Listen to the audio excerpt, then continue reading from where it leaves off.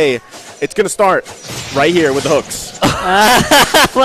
Of course. Of course. And it's the long route, by the way. That's like the longest route it could have taken. That's the smart play, man. I mean, you know, he's not going the difficult way. He's still there as well. And, you know, so this is the thing, right? About Frank Hagen. You're shouting already. What? Literally the first few 46 seconds of game time, and yeah, they're loving each other. I call this. All right, so I posted this in my social. Lambingan, which kind of means like they're sweet. Yeah, like they're sweet. Sweet. What's the But term? wait, who's Lambingan? Yeah, I mean, both of them. What I posted is that the teams now on site are loving being sweet to each other and doing it so great. So now you see Onyx and Echo being sweet to each other. Yeah. Dude, we saw weird, this. right? We saw this last week too, man. A lot of sweet words. Like Midnight was over here casting, and he was like, "Yeah, there's a lot of sweet words being passed on here." Womi as well. But I mean, that adds the dynamic, right? Having the players here in person, it gives them kind of this hype feeling as well, because they're playing against them right across from each other, right? So that is there. And I mean, especially you got to think when you're here at the top of the standings. Right? No way, that could have hit. Yeah, almost did. No way. When you're here at the top of the standings, like Echo, everybody wants to see you get your first loss. I mean, that's what all the teams are doing. So we're gonna find out. That is true. I mean, personally, I think that would do Echo a little bit of good, because if you'll notice, they've been really, what do you call that? They've been really confident. Like, and it makes me think, like, at what point does it get a little bit too much for these guys? Maybe that might cause them to play a little, you know, lax. But so far we haven't seen that, and I'm hoping it doesn't happen, obviously. Yeah, and a lot of those point-blank hooks, you know, coming out that they have to dodge here. Yawi, you're going to take a lot of damage. They're focusing here on that orange. See if they actually can do anything. Kyrie, buffless here. Loisian's going to be focused on, but Clark comes up with the backup. The first blood's going to be secured here by Carl Teasy, though. Yawi's got to flicker out, but they grab the first blood. Very early aggression from Onyx Philippines. Could have been actually like multiple kills here for Marky. I was surprised by how fast he actually got there and how much damage the Kimmy actually has. We tend to forget. Like, it's been a while since we've seen Kimmy's. Yeah. We can kind of forget that they have some disgusting early game damage, man. I have to give it to Carl Teasy with the Lancelot, but just as I say that, quickly punished by Baloyski. Anyways, you do have to take note that Kyrie is donning the jungle emblem and the Lancelot isn't. And Carl Teasy was able to secure the orange buff under the nose of Kyrie with a retribution. So I think it speaks the voice of how Carl Teasy is good with this hero. Yeah, that was actually going to be my question to you. I said, how often do we see a Lancelot not taking the jungle emblem now? It's pretty rare, but Carl Teasy once again playing a very comfortable pick, if I can say the least. Gonna be a hook there. There's a lockdown. Nothing there for him. Onyx Philippines finds another kill plus the purple buff. Yeah, I'm calling it right now. It's a Baloyski game. He's gonna be all over the face of Echo right now. Yeah, they find another easy kill here at the top. This is probably one of the most active Kyrie links that we've seen so far already, like dipping his hands on so many aggressive movements coming out from one game. Maybe this is the reason why you put on the jungle emblem. You can become so aggressive in this game. Yeah, Baloysi's going to get focused down here a little bit. He's going to be able to survive. Marky, though, trying to help him out, but he goes down anyway. Baloysi finally getting taken out here. And there you go, the response coming out from Echo. Whew, that was pretty good. He's tired.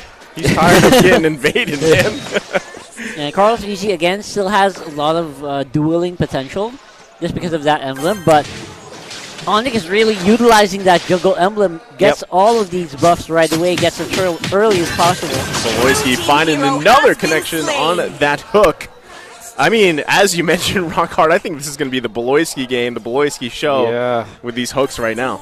Oh, man. Now that it makes total sense to me. This Franco plus the Link combo it's always about cross-map play, because one thing, if you get hooked, you get ulted by the Franco, and then it takes maybe, 2 seconds, and the Link is already there for additional damage. And And that's a specialty of the Franco. There's always, you have to keep your eyes on it if you're the opponent.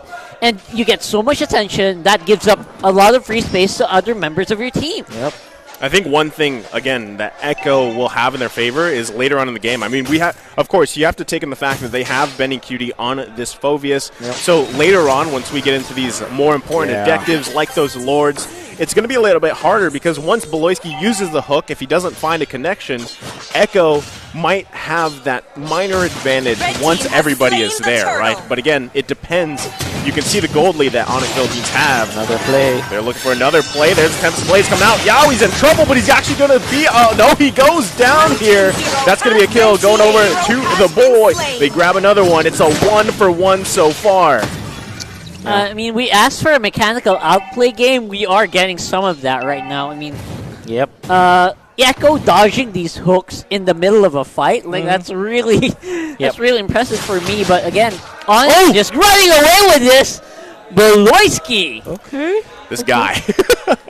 This is indeed his game. Yep, that's his game. You know, which is crazy because we've seen Franco like popping in here now throughout the past couple of weeks, and I would say every team pretty much utilizes him in their own way. Yeah. They all have their own star Franco players, right? So, here's the thing, right? A little bit of history lesson. TNC actually won against Onyx in their first game last week with the Franco. And after that game, Onyx banned out Franco in both games. So is this Onyx Philippines like picking up one of the plays that they lost with? Adaptability, man. That's something you gotta do. That's how you evolve here. I mean, a lot of teams kind of go through that phase sometimes where they see something work so well and they try to use it on their scrims, and they say, "Whoa, this is good."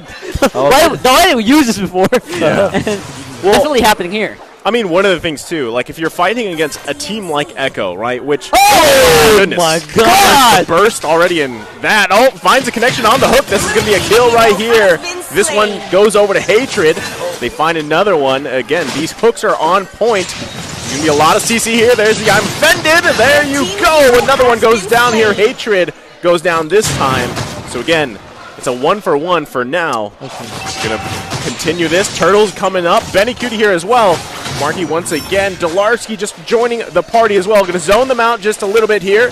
Key pickups being picked up here. The Turtle's still going to be up as well. Dolarski going to be able to survive and zone them out as much as he can. Marky as well. Kyrie looking to finish the Turtle. There's the I'm offended. 3-Mark comes in with a falling Star Moon from the back. Yaoi is down, though. They're going to have to push back here a little bit again. The Turtle was secured by Onyx Philippines. Yo, I can see what you guys were talking about. No one can touch Marky. Yep. I mean, they are trying, but it just doesn't add up. It doesn't make sense to attack Marky with so many other threats going around the map on your face. My God, in just a snap, Onyx Philippines have increased their 3K gold lead to a 4.9K, almost a 5K lead. Also gets an important turret in the middle, while Kyrie was able to get the orange buff. And this is all because of their aggression. Dilarski popping up in the right moment. And I love the fact that Onyx Philippines fought against Echo when the demonic force is already down. Yeah, there's the real one manipulation. They're looking for another one. Dilarski's going to take a lot of damage here, but he's actually still going to be alive. Yaoi gets forced back too. 3-Mar trying to grab that kill. Once again, Dilarski still alive here. Nobody goes down. Oh, Kurt. Oh, Kurt's going to go down here, though, as he gets stunned and picked off here right behind the turret. Temps Blazy and Pop. Carl Teasy's in trouble, too. Going to force Kyrie back, though. Now Benny Cutie with a demonic force. Right up. Marky gets the kill here. Marky finally goes down. Beloyski finding a hook here, but this one goes over to Dilarski. Onyx Philippines takes 3, loses 1. And they paid for it heavily. Kyrie's also splitting up on bot side. Oh, my God.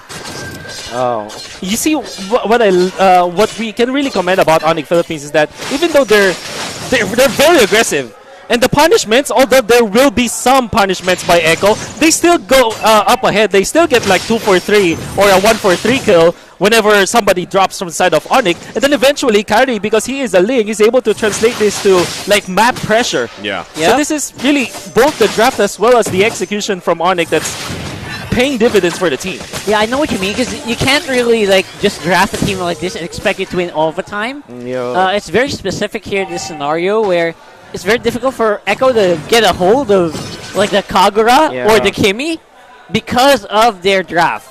if they want to go for someone, they have to dive hard. The Lancelot has to dive hard. Yeah. The Ruby has to dive hard. Everyone. Another connection here on the hook. He grabs a kill. 3mar is down. And also, Onyx Philippines is going to be working on this Lord here. This could very well be a free one for Onyx Philippines. No 3mar, and you also have like the Demon Slayer on Kyrie. It's just impossible for them to get the Lord. And that's Onyx stretching their lead to 7. And I think 3mar already died 3 times in that push. Yeah, God. it's the hook. It's just the hooks, man. Baloyski is on fire. He's on. I wish we had a hook like counter, right? Because I'm sure his accuracy right now for this match is pretty insane at this point. Oh man, well, you know, it's all about when the hooks are used. By the way, I'm sure Reptar, who's watching right now, Renmar Santa Cruz is keeping count. Shoutouts to you, man. Have fun. Yeah, follow his page, by the way, guys. He gives good stuff. Good stats. Yeah, right there. Amazing stats coming out from Renmar. Also, the thing here is if you take a look, right, you have it is a 3-level advantage here. Kyrie is level 14 to Carl Tizzi's level 11, right? And that level gap started earlier on. Again, we're seeing the pressure coming out from that pick for Baloyski really affecting Carl Tizzi on this jungle so far. Even if it was just one hook compared to like free from Ben Fing's last week, but it's still a big difference maker, right? Yeah, there's the real world manipulation coming down. Marky's in trouble. Demonic Force finds a connection here. Lots of damage coming out just from that Demonic Force alone. Benny Cutie forcing Hatred back, but look at the back lines. Yawi as well. 3mar. Tempest Blaze being popped. Kolarski could be in trouble here. That's going to be a shutdown. The triple kill. Give it to him. The wipe out here for Echo. And I was reading that play, and I think I kind of caught it.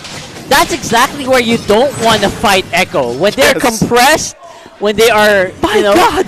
Just watch this. Check out the replay Oh my goodness, the way that Yawi was so confident jumping in forward against this Kimi. And Kimi didn't have the time to react. In fact, even the members of Onyx Philippines weren't able to protect Marky in that point. And the Ruby Eve combo just proves to be such a deadly combination. And you also have the Phobius to jump with you. So that's just so much jumping potential from the side of the Echo Express, and now they have taken back everything that Onyx Philippines worked hard for in the early stages is gone. You remember when I said Benny Cutie has not been in the action yet, right? When he was there in the bottom part of the map, and now look what he's doing. There's going to be another hook, though. That's going to be a shutdown going over to Hatred, so they find one. Baloyski's still on point with these hooks here. Yeah. He's looking for another one as well. Kyrie going in. There's a hook landing on Yawi. Yawi is going to be able to survive. There's going to be tons of damage. Tempest Blades coming out as well. They grab another one. Echo loses 2 here. Onyx Philippines finding a little bit of win potential here. Now their gold lead back to that 3K. Yeah, Echo's team is just not that good when they're trying to play, trying to kite back. And they don't have any potential to fight back because almost all of their skills are melee. Wow. I'm loving this game already. I know that everybody's enjoying in there, but not having Yawi at the start of this fight might be really bad for Echo, and we have to still take note that this is Ling and Kimi, and just with 3 sentences said, Onyx is able to take the Lord. Yeah, but if you can say anything here, Echo definitely has the tools for a defense. I mean, we saw that earlier, right? Now this is going to be a little bit tougher of a defense, but with that real-world manipulation and the push-out potential coming out from Benny Cutie, Onyx is going to have to approach this very carefully. Yeah, for me, as long as Onyx doesn't compress, they're fine. They're okay. I mean, that's the biggest strength of Echo. Benny Cutie is jumping all over everyone, Free Martisi getting everyone's damage with Stardust Dance. Just don't compress together. Have someone split and kind of distract Echo. They should be able to make this push work. Well, we're going to find out here in just a second. Lord going to be marching down here at the top. He's going to get that turret down, cracking open the base here of Echo. They lose that top. Now they have to defend the rest of the base as well. They're going to make quick work of that Lord. Meanwhile, Onyx Philippines looking for a pick. They're not going to find it, so they're making the smart play here. We'll see if they actually decide to give it a go. But right now, Echo doing a great job defending. Do that banana the split. The conceal play from Yawi. Oh, and he finds a hook. Yawi could be in trouble. He's going to get locked down. Real world manipulation comes down as well. There goes Carl Tizzi. He's down. Tempest Blades being popped. They can't grab another one. Everybody's pretty low on Echo. But that's going to be a snipe shot coming out from Marky here. Wow. They find 2.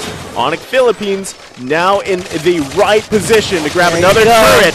That's going to be the I'm Offended. Here comes 3-Mar as well. The Falling Star Moon. They're going to be working them on. Benny Cutie pushing them back as well. Can't find a kill here just yet. 3-Mar still alive. Working their best. Yowie as well, trying to defend, but he finally goes down here. Hatred finds another one. That's going to be a turret as well. Onyx Philippines now full control in the base here. Cartesi will respond as well as Cartesi, so that's the defense from Echo. I think Onyx has to respect that. Maybe just take this turret and then just go back down. What a great target selection from Onyx. Alright, so this is going to be... it's not the usual banana split that we're so used to see. Because they're kind of compressed near together, but not really. Yeah. It's more of an ISO play. I'm sorry for the basketball term here, but it's like an isolation play that Delarski's been doing. Watch this. Yeah. You can see they already took down Yowie, but Yowie was able to survive. But Lancelot went in the right moment, and Baloyski already had the bite to take him down. And look at this, Marky threading the needle for the 3. There you go. Delarski just making isolation play. Oh my god! They're at it again. Lots going down here. Mega kill going over to Hatred. Shut down though. Double kill for Carl Teasy. Benny Cutie once again pushing them back. Kyrie could be in trouble. He's still got the immortality though. But again, what a fight we're having here between 2 very solid teams. What happened? We just blinked for a moment. we came back and people were dying. It's crazy that Onyx, after losing 1 out of the 2 fights under the real world manipulation, they still fought against it. And clearly, we know for sure that Echo has got the advantage. I think for Onyx Philippines, although they have been on point, in fact, in the past few minutes, they still have to respect the damage output of Echo. I would have to give it to Yowie as well as Cartesi, making the plays for the team, as well as Benny Cutie with the timing of the Demonic Force, making sure that whenever he pops the ultimate, it always is impactful. So Echo really, off of the back of this Ruby plus Eve combination, is proving to be very difficult for Onyx to deal with. And in fact, they don't have Radiant Armor. They have 1 Radiant Armor, but they might not have enough against the magic damage you can output from the Demonic Force, as well as the damage from Esmeralda and Eve. I think these are 2 of the most deceptive heroes that you don't expect much damage from them, but they really do output so much. I agree. And that's something you're correct. Onyx really should start respecting that more. Yeah, we're going to see here Echo actually taking this one, starting this Lord up. It's going to be a crucial one. Again, map, though. They don't have any space around the map. That's the big thing here. But he finds another hook. Yowie's going to be fine, though. Yep, not the best target. Yeah. Lord still up, though. Okay, it's going to finally reset. Again, there's not much space here for Echo. We're talking about they have 1 turret down. Onyx Philippines obviously has 9. So they're going to have to work around that. Real world manipulation being popped here. Yowie's in trouble now. He's going to get sniped once again. Coming out from Marky. Delarski has to flick out as well. There's the Tempest of Blades trying to find the connection on Kyrie. He's going to be able to get out of dodge just fine. The Lord, though, for the taking here, if they decide to give it a go. Delarski saying, no, sir, not today, as he's going to force them away from the Lord. Yeah. The base of Echo is in shambles. Exactly. Be careful. That's why they can fight. They're so distracted by their base, and they're scared of Kyrie just popping out of nowhere. Do you see this work this man is doing? Delarski on this Uranus, just pushing them back as well. And again, Onyx Philippines taking this Lord. I mean, that's just what he does, you know? General Delarski. The general and his signature Uranus. That's why I would say some teams will not first phase pick the Uranus, but Onyx just knows how to. It's not just Delar who knows how to play it. It's also his teammates who knows how to play around it. And look at how much attention he's getting. Yeah. I mean, man. He's doing a great job getting those ultimates out. Next thing to get focused on once again. Baloyski's in trouble here. He's going to go down. The immortality's going to be popping. Check out the back line. Marky's going to get focused on here. He goes down. Killing spree goes over to Carl Teasy. But look at the back line of Echo as well. Being focused out. Tempest Blades as well. Being popped. Kyrie has to get out of there. He's very low. Echo has to answer this Luminous Lord marching down to their base. Delarski still there. Lanes pushing in. A switch kind of flipped here for Echo. Carteasy and Benny Cutie said, you know what, guys? Let's just get Marky. Oh my god, that works so well for Onyx. Sorry, for Echo. Yeah, we can see it. Baloyski actually received the brunt of the ambush that Echo was able to put out. And look at Marky. You see KarlTzy treading the needle up top, using the 2 creeps just to use the puncture to get into the backlines. Very smart movements coming out from KarlTzy. We know for sure that this is his signature hero, so he has to play it. Come on. World Championship, literally. Exactly. Oh my so god. who got the purple? It is going to be Kyrie. I gotta ask, man. I mean, you gotta say Echo's doing a great job at defending here. That's how many lords now in favor of Onyx? That's 3 lords, right? I mean, if they get another one, can they even defend against the next lord coming up? Well, Good questions, man. the conceal blade is moving. Oh no, He loves that move, by the way. Yeah. Since his NXB days, right? Yeah, Conceal blade. he's always been so adamant to like shout, "Oh guys, here together, concealed and go." Signature. I mean, that's one of the potential options for them. Again, can they defend against the next lord? That's going to be pretty tough. So if they can find a concealed play to find some type of number advantage, that's going to be big for them. I mean, offense is the best defense. Look at those 2! Look at the 2 going at it. You asked for this move. I'm loving it. I'm loving it. The thing is, Onyx Philippines are kind of winning in some ways because of the fact that the lanes are pushing heavily against Echo. This is the advantage of taking down the inhibitors. The lanes are easier to manage if you push hard against your opponents. And Echo, you see them poke against Onyx, but Onyx eventually wins the little wars of attrition. But it doesn't mean that they're winning the game. It still is very close, and Echo can make a Hail Mary play. Oh my goodness, the hook finding the target. KarlTzy still going to be alive though. Real one manipulation coming down as well. Baloyski's going to be focused on here by Benikuti, but look at the back line. KarlTzy in trouble now. He still has the immortality. The general's going to find him. That's going to be another kill. Immortality's going to be pop here. Also has the winter Tronchin. But at what cost?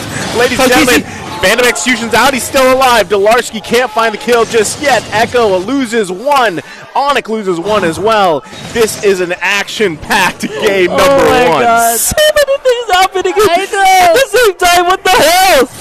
Oh, what a fun matchup, man. What a fun. I think we need like 2 cameras in this particular game.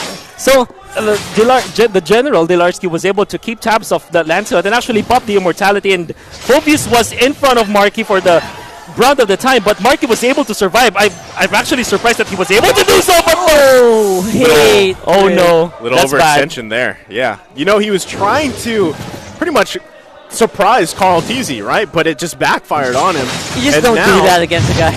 You don't do that against KarlTzy, obviously. So we'll see. Once again, can Delarski force them back here? Echo does have to defend their base, though. So once again, proving very wise. Taking those turrets down there, having the lanes pushed. They're going to be focused here once again. KarlTzy still up, still alive, but there comes Kyrie, forcing KarlTzy back. Tempest Blade is going to be popped. He's going to go sniped by Marky once again. 4 bleeds. Benikuti as well, pushing Kyrie back. 3 Marks still alive. Marky goes down here, unstoppable. Benikuti once again.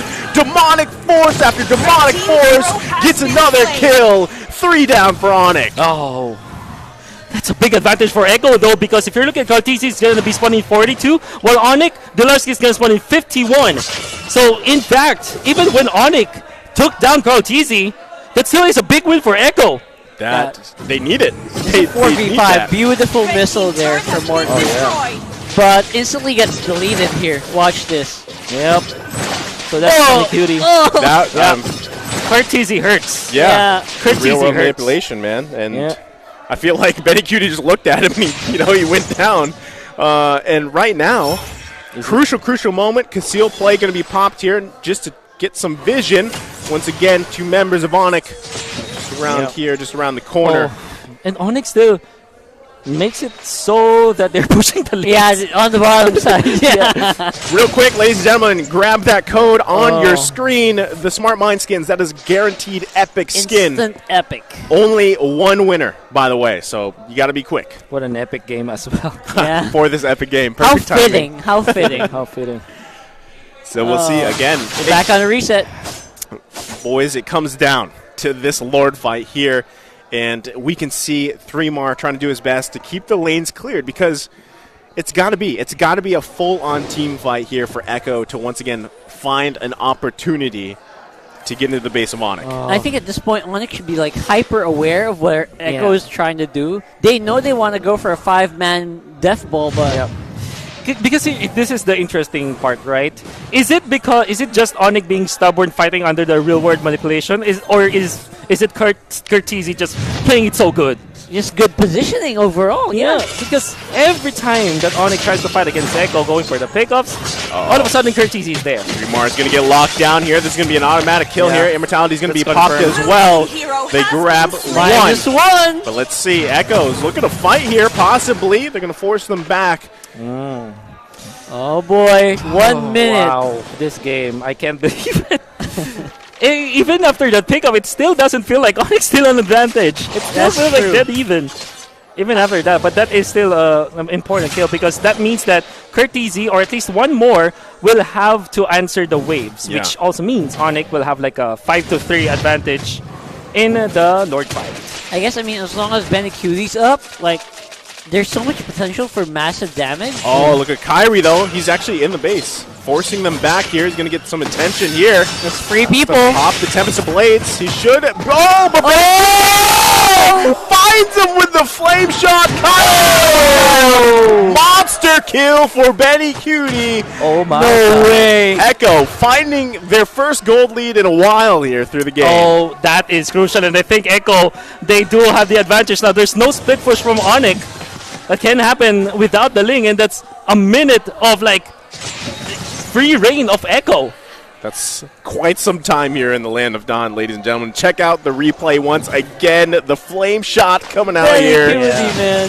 That's Benny beautiful. Cutie. Seriously, this guy. Yep, and he also put the Astro aside so that he automatically gets the ultimate up.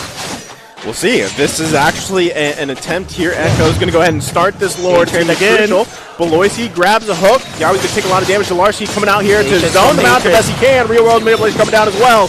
Forcing the Flicker out. We'll see if Echo can finally grab this Lord for themselves. The first Lord of the game for them. If they're able to secure it. Delarski coming in here. Watch out for Hatred. The base is also going to be pushed in here. Echo's going to go ahead and grab the Lord. Finally grabbing one for the game. See if Onyx Philippines decides to go on this one. Hatred goes down. He's down. Oh boy! Patience is the name of the game here. Oh boy! Forcing the... What happened? They can push. We'll see. Onyx Philippines. I mean, the Lord not up just yet. What is happening? They're going to be pushing in here. Delarski. Everybody. 10 more seconds before the Lord respawns. Everybody on Onyx Philippines is up. This could be it. Echo has to defend here the best they can. Lord spawns. Lord plus the powered up minions are here, so that's going to be an advantage for Echo. Wow, a lot of damage coming out from Marky. Curtisi with the damage, the big damn. Oh my god, what is this game, man? And that's the wave clear of Onyx, by the way. That's your long-range wave clear, so they really have to manage this lane. These lanes, I mean, for 58 more seconds. Can they do it, though? That's going to be a tough one indeed. Yahweh. A lot of big minions still. They still have the Lord, too. I mean, Kyrie's going to be working on that. That's a crucial pick-off onto a very important hero. Benny Cutie once again, popping Demonic Force. Going to force Hatred back here, but they're going to follow up on him. Godlike Benny Cutie finds another one. Onyx Philippines down 2. Honestly, just be it. No wave clear for Onyx Philippines. Have Echo found it, and now they're hunting for Kyrie. I think Echo has got the advantage now. Yeah. Echo, 80-20, I would say. Focus on this one. They grab the turret. Lord again, still a problem here for Onyx Philippines. Echo's going to be pushing in here if they can. Lord's going to charge up. Delarski trying to do his best to stop it from charging. There you go. Lord's now into the base. Turret's going to be working on Tempest of Blades as well. Has to flicker out and survive. They're pushing him back. Kyrie has to get out of dodge as well. Going to take a lot of damage. Carl Tizzy also going to get down. Marky's down. That's going to be another one. Legendary Benny Cutie. That's it. And Echo. Unbelievable. Game over. Taking game number 1 over Onyx Philippines. Wow! Oh my god, Echo! The super team prevails! My goodness. How do you even do that? Hey, patience, man. experience. Okay, so I'm gonna nerd out a little bit in that last clash. Benny Cutie was hooked in front of the base, and he's just one hit away from being taken out, but he popped his ultimate. and that actually reset the aggro of the base. That's why he's able to survive. And it didn't matter in the end. That pickup onto Marky, I think, was the most important one. Taking down the big defense, wave clear off the side of Onyx Philippines by God knows what. I don't know how Courtesy was able to make. Man. For sure, that was the glowing one. Yeah, that took him down. But oh my God, the manner of how he's able to hit Marky, that's the most important one. Yeah. At the edge. At the edge. Oh wow, what a beautiful game. I think it was the glowing wand. Plus, he also had Magic Worship, I believe. Not entirely sure. Or unless he had Mystery Shop. But either way, like that's like 2 shots. Marky was out of the picture, and as you mentioned, you know, the plays coming in time after time, not just from Ben and Cutie, although Ben and Cutie was a huge factor there, right? A lot of the times. But the super team is real, man. The super team is real. I mean, they had them on the ropes. They were on the ropes for how many minutes there, man? I couldn't believe it.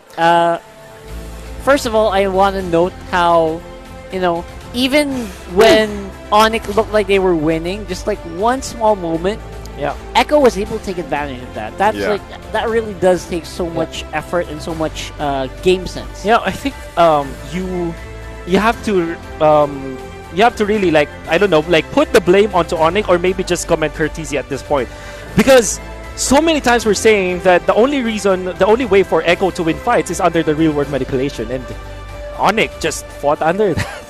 Well, I'm going to let you break this down, Wolf. Go ahead. The 28-minute match, almost 29. Woo! Take it away. So he really, this Winter Truncheon pickup on Courtesy saved him from saved so many time, so much time for Echo to buy against Onyx Philippines. And you also have to understand that Onyx didn't have the proper defense against the magic output of Echo. If you're looking at their heroes, for example, Marky didn't even have a defensive item apart from the Blood Wings. But shields cannot save you Courtesy. At the same time, you don't have like the valid Radiant Armor carriers. I mean, Delarski did not pick that up, but you understand why. You want to be in front of the members of Echo. But maybe if Onyx put a little bit more emphasis on the magic damage, they could have survived the fights. Because if you're looking at Echo, Courtesy, you have 3 more TZ as well as Benecuting. They're all magic damage. And the thing with the Ruby Eve combination is that it is very strong. And you saw that in game. To add to that, you have the Phobius. And guess what? If you have the Ruby Phobius combo, you will always have a chance, a way to pop your Demonic Force. Because the Ruby also displaces your opponents. And we saw that in action. I think Courtesy 145k damage dealt against Onyx. Wow. With only a Radiant Armor, a couple of Oracles in there, no defense against this Eve. And even after the nerfs in the late game with Divine Glaive, Genius Wand, you have the Glowing Wand as well and the Ice Queen Wand, all of that combined together, that is a very strong mage. And Onyx, although they were winning so much, almost all the stats are red-sided here, as you can see. Like even the Lords of the Turtles, it all was in favor of Onyx. But because of the fact that they can't keep themselves alive under the real-world manipulation, that is either the fault of Onyx Philippines or maybe just Courtesy just popping up in this game.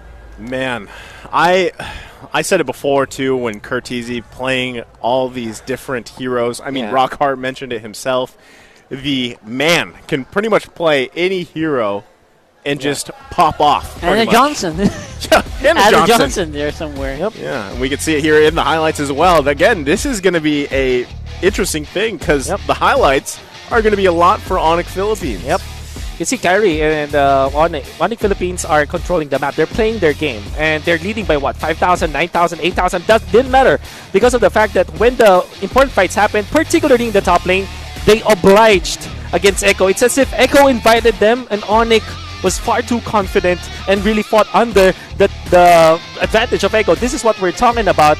They could have just went away after the push. They already have taken like 3 turrets in this, outer turrets, and they still fought. Kyrie still dipped himself into this fight and he was duly punished by Echo. Again, Phobius, Ruby, Eve, so much strength in there. And Baloyski already dying meant no damage mitigation against the magic output of Echo. Now Onyx is able to thread the needle. You have to give them that. They still fight well against Echo, But in fights that matter, like Onyx Philippines really just overstayed their welcome.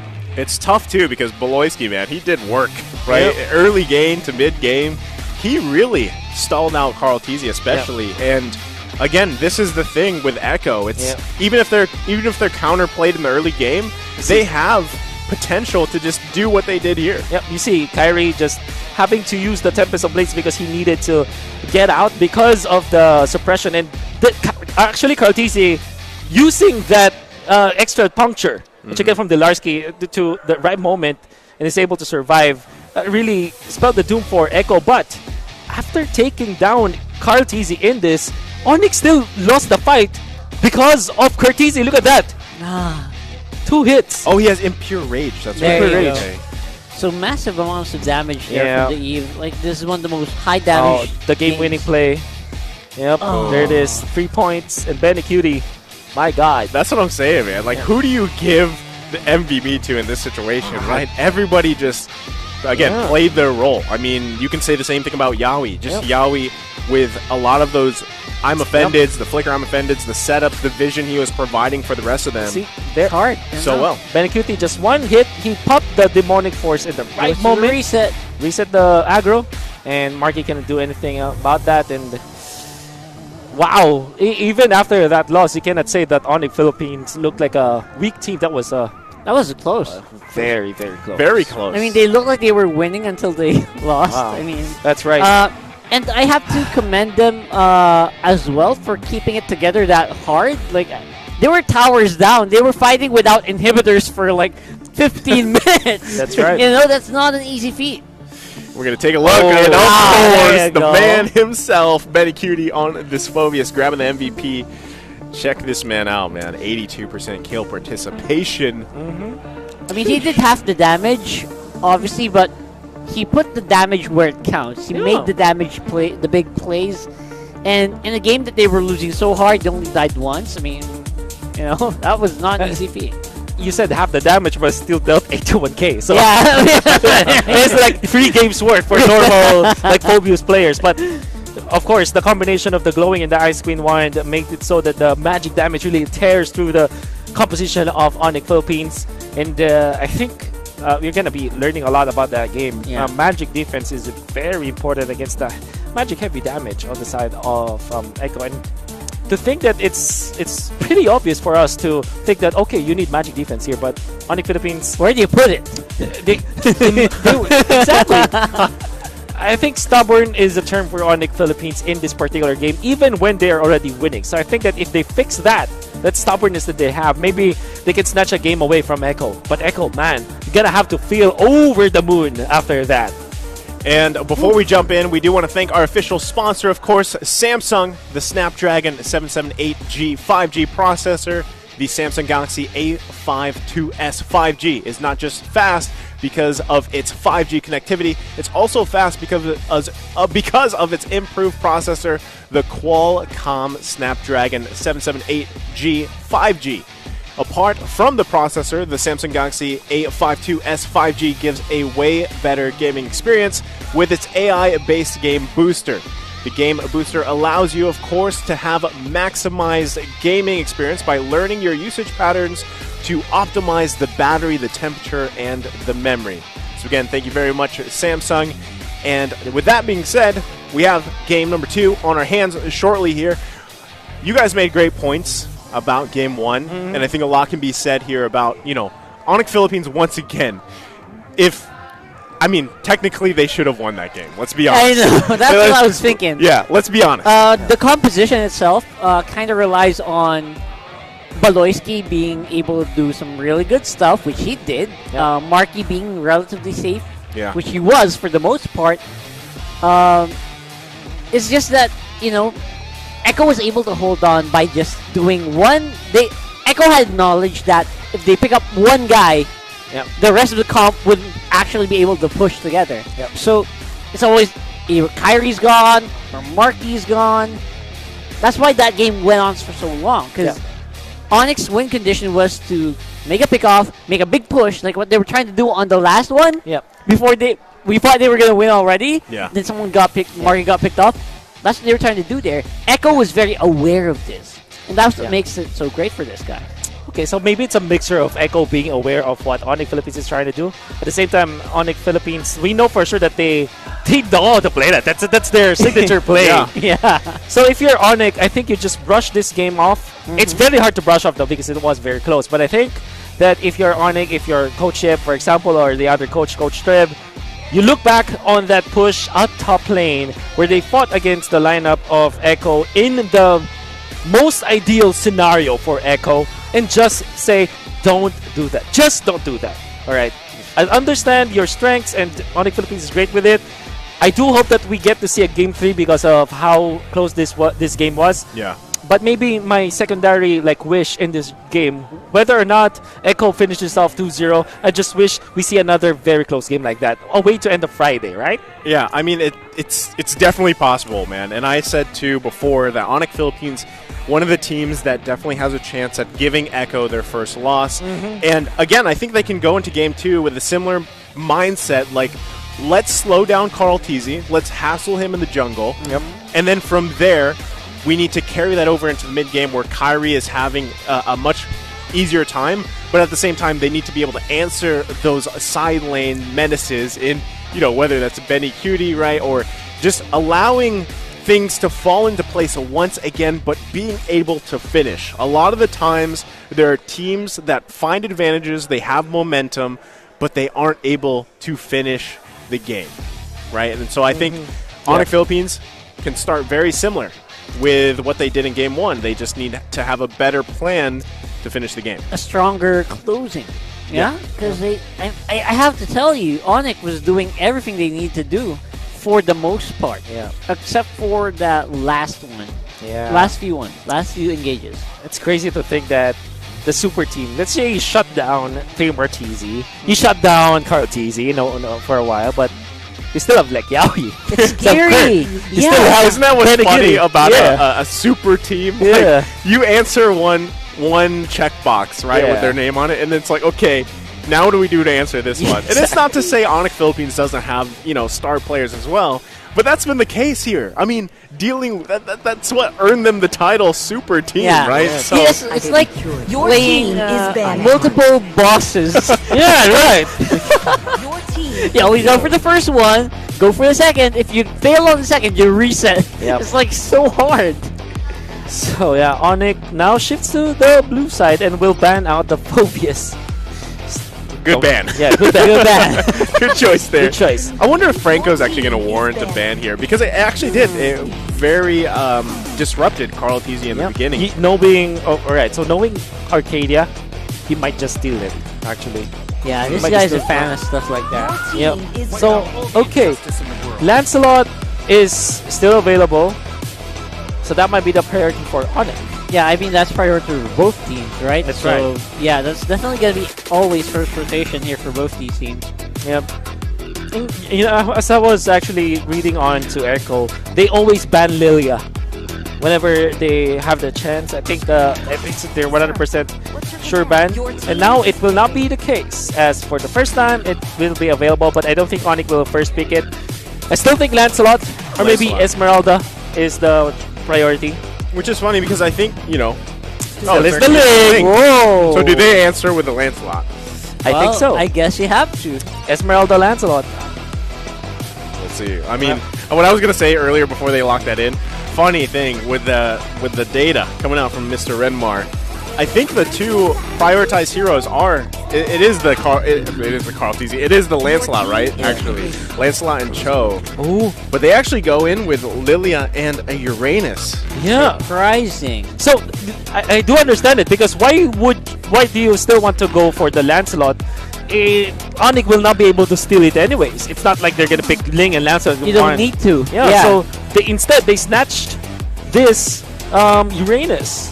And what do you answer now for the Lilia? Do you go back to Kagura or Sicilian if you're Onyx? Okay, so back to the winning ways of Onyx, going for the Beatrix. And the last one's going to be Esme. I mean, again, similar choice here. Esme answering that Uranus, but, we saw Delarcy on the Uranus alone. The amount of damage He's soaked up there It in that hits final diff, match. you know, the Arski on the Uranus just hits different. Yeah, it does, man. Oh man, Do you go Lance now, or do you actually go Olus if you're Echo? you risk banning it out though, or you risk it getting banned out. That's right. that's the thing. Yeah, that's why I think that the jungler is the choice now for Echo. Do it. Yeah, it's either just the Lancelot and the Olus, and I'll not be surprised if Echo just switches it up. Olus into Let's go. There it is. So I no think sword Choice- fight, sadly today. I guess that's okay. Oh, there it is. Okay. Oh. Once is enough. Would have been fun though. Would have been real fun. Oh, you banned the Diggy. Good choice. We saw the power combination of Yeah. Diggy and Ollis last weekend. Yep. And they're going to take out the Natalia as well. Onyx with the last ban here. Yeah, maybe. This is weird, but maybe a Hilda ban actually for Onyx. Yeah, they don't want to. They don't want a hero that can mess up the jungling of this thing. But instead, it's the Yu Zhang. Huh. Okay. Is Onyx gonna go for like a Mathilda here? Okay, so you go Gold Lane, Lilia, Kagura is the choice. I think Onyx, you go Rafaela. Rafaela? Rafaela. No way! No way! No! They're going for it! They're using it. This is gonna be fun, boys! They're using the strap, boys. Got no banger here. Okay, good choice. My For those that word. didn't catch the game last time, we saw the Johnson-Kadita combo coming out from Echo. Are you kidding me? And this time Alright. around, Onyx decides to draft that, and Echo taking in this Ruby as their last choice. A very interesting matchup.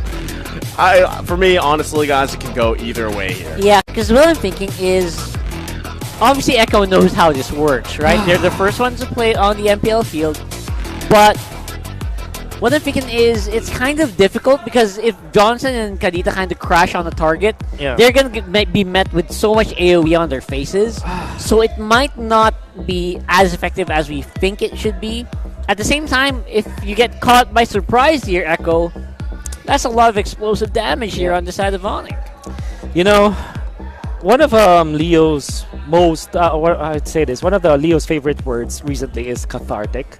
Cathartic. And whatever it is that's the opposite of cathartic, that's what I'm feeling right now. Whatever the opposite is. Whatever the opposite is. I don't know if it can work actually, because this is the first time that we'll see professionally Onyx pick this up. At the same time, come on man, they're playing it against a team that played this. That did it, yeah. They know how this works. Oh, Well, I don't like what I'm seeing, but let's see. maybe they haven't figured out here. We're gonna find out here, jumping into game number 2 here, ladies and gentlemen. Onyx versus Echo, looking for a game 3 here. Onyx Philippines. We'll see if they can pull this off. Early starts here, and also if you take a look, once again, Kyrie taking that jungle emblem. Yep. Carl TZ not gonna take it here. So, battle of disrupting the junglers early on. Yeah, my only issue with this lineup is it doesn't really have any early game threats. As you can see, like Echo's just walking up all over them boys, and no one can really do much. Right after level 4 is maybe we can see some sort of resistance from Onyx, but right now Echo has a big leeway and a big opening to do some crazy stuff. So here's the thing, right? If you're playing the Johnson Kadita, you have to make sure that your side lanes are sound. And the Beatrix versus the Lilia can easily be influenced by this Ruby, and that's not an option for Onyx. They don't have like a way to save Marky. So it's a true 1v1 in both side lanes of Onyx, right? And Yeah. we know for sure that 3 Martizi as the Uranus will have a little bit more advantage over the Esmeralda, and the Lilia is naturally better against marksmen. So I'm not sure if they actually drafted well with the Johnson Kadita, but we do know that Ling plus the Johnson Kadita is very strong. It's fun. Plus, they have two petrifies, right? Yeah, that's right. It's So- a combo. There's a lot of CC there for them as well, if they can find the right targets. But again, like you both mentioned, obviously with Echo playing this first, they should have a plan against it. And Yeah, I mean, the we'll common sense here for Echo is just not group up. You know, that's how you kind of play around it. yeah. But again, you kind of have to What? Okay. There you go. There, okay. Turtle's going to be secured here by Onyx, though. And Kurtiz got a flicker route. Very Just this is the thing with Johnson, right? He's going to pop the shield. He's going to be pretty slowed. Once again, he's going to finally go down here. First blood. Of course, going over to Yaoi here on Echo. Just this is the thing, right? What does Johnson do after he exactly after he turns into a car? Just kind of like you're just a meat shield at that point. Yeah. His lights are literally just going off, right? That's Exactly. it. Exactly. And that with that, Echo will take the advantage after getting a kill. And in fact, this time Team TZ is having a good time. Is one assist. Is actually having more XP in a way, a little bit more farm compared to the Lars skill. Just a little bit. Just A little bit. But you know, having secured your side lanes for Echo, I think you're already in a good spot. Well, there it is. That's going to be the combo. 3 Martizi going to be fine. And so once it's down, right, you kind of have to wait because you can't really make a play right off the bat, right? So we're going to have to see again if Onyx Philippines can find those connections that they need to. And Echo Philippines is going to be doing a great job so far going against this strategy they brought in last week. Yeah. The junglers will surprisingly are going to be a little bit, you know, they're just going around, playing around with each other. They might not even meet each other. I don't think they will, right? That's what I'm looking at them, they're like just running away from each other here. The road's clear. Yeah. Alright, so you have Petrify on Hatred, but not on Boloyski for 6 more seconds in the K. Well, Okay. can we say Beloyski's not as good of a driver here? Yeah. It's a little We're gonna early, find- don't worry. Is it early? A little bit early, but Was that planned? Was that? I don't think so. they want to go for the, you know, It's defensive play. That's great. Wait, are they mixing up with Look at Echo just clumping up together. I'm pretty sure they know, right? They know. They're kind of also just hyper aware here. Yeah. I'm pretty sure they know. We'll see. Onyx Turtle, Philippines though. Kyrie going to focus on this turtle. Yaoi's going to slow him down here just a little bit. Temps Blaze coming out. He actually gets it. Good job grabbing that one. Onyx Philippines now has the 2 turtle lead here. But Echo finding that minor gold lead. Beloyski going to miss the connection here. Benikini pops the black. Goes back. He's going to be able to survive 4 members. It's not looking good. He gets the kill. Kyrie is still alive as well. Right, not bad. Evens up on the gold. And again, so much pressure here from Echo to kind of do stuff, but I don't think they have to. You know? They just kind of just have to avoid getting hit by Boloyski. I think they're fine. And they're having a great job at that. You see, Onyx Philippines, I don't know if they already mastered this combo, but we'll see. Here comes Beloyski as well from the bottom. He's not going to get him just yet. Goes into the wall, not able to find anything. Carl T is going to be focused on here. Tempest Blaze coming down. There's going to be a kill going over to Kyrie. Finds one. They also grab a kill here on Curtizi as well. Well, he kind of has to work on those sharp curves, you know, get some lessons from Okay, so it's the either diesel or something. it's either a bad play or actually a calculated play to take out Curtizi because they. I mean, gotta skip Yaoi, convert it. go for Kurt. exactly Right. Oh my god. Big brain plays. Big play. And it opens up the mid. That's big. Yeah. That first mid turret is crucial here, especially when you're talking about, you know, continuing to secure those early objectives. Now they already have 2 turtles. We'll see where Beloyski decides to take the next target. Okay. Oh man. It's like 8 players are playing, and then there's the Hatred and Beloy. I don't know. What do you cast in this game, actually? You wait for Just Beloyski. wait. Just wait. Actually, Just wait for That's that. what you do, because honestly, when you're fighting against it, right, there's not really much that they can do. And once it's not available anymore, they can't actually go toe-to-toe. He finds a connection here right into the river.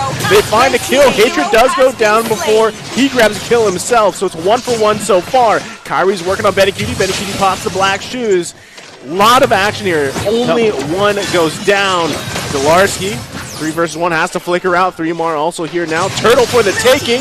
Going to be secured once again. Temps Blaze being popped here by Kyrie. Finds a kill though. Marky now on the board. It is now in favor for Onyx Philippines. They find a small gold lead as well. third turtle of the game. Straight up, Kyrie just does not miss a beat.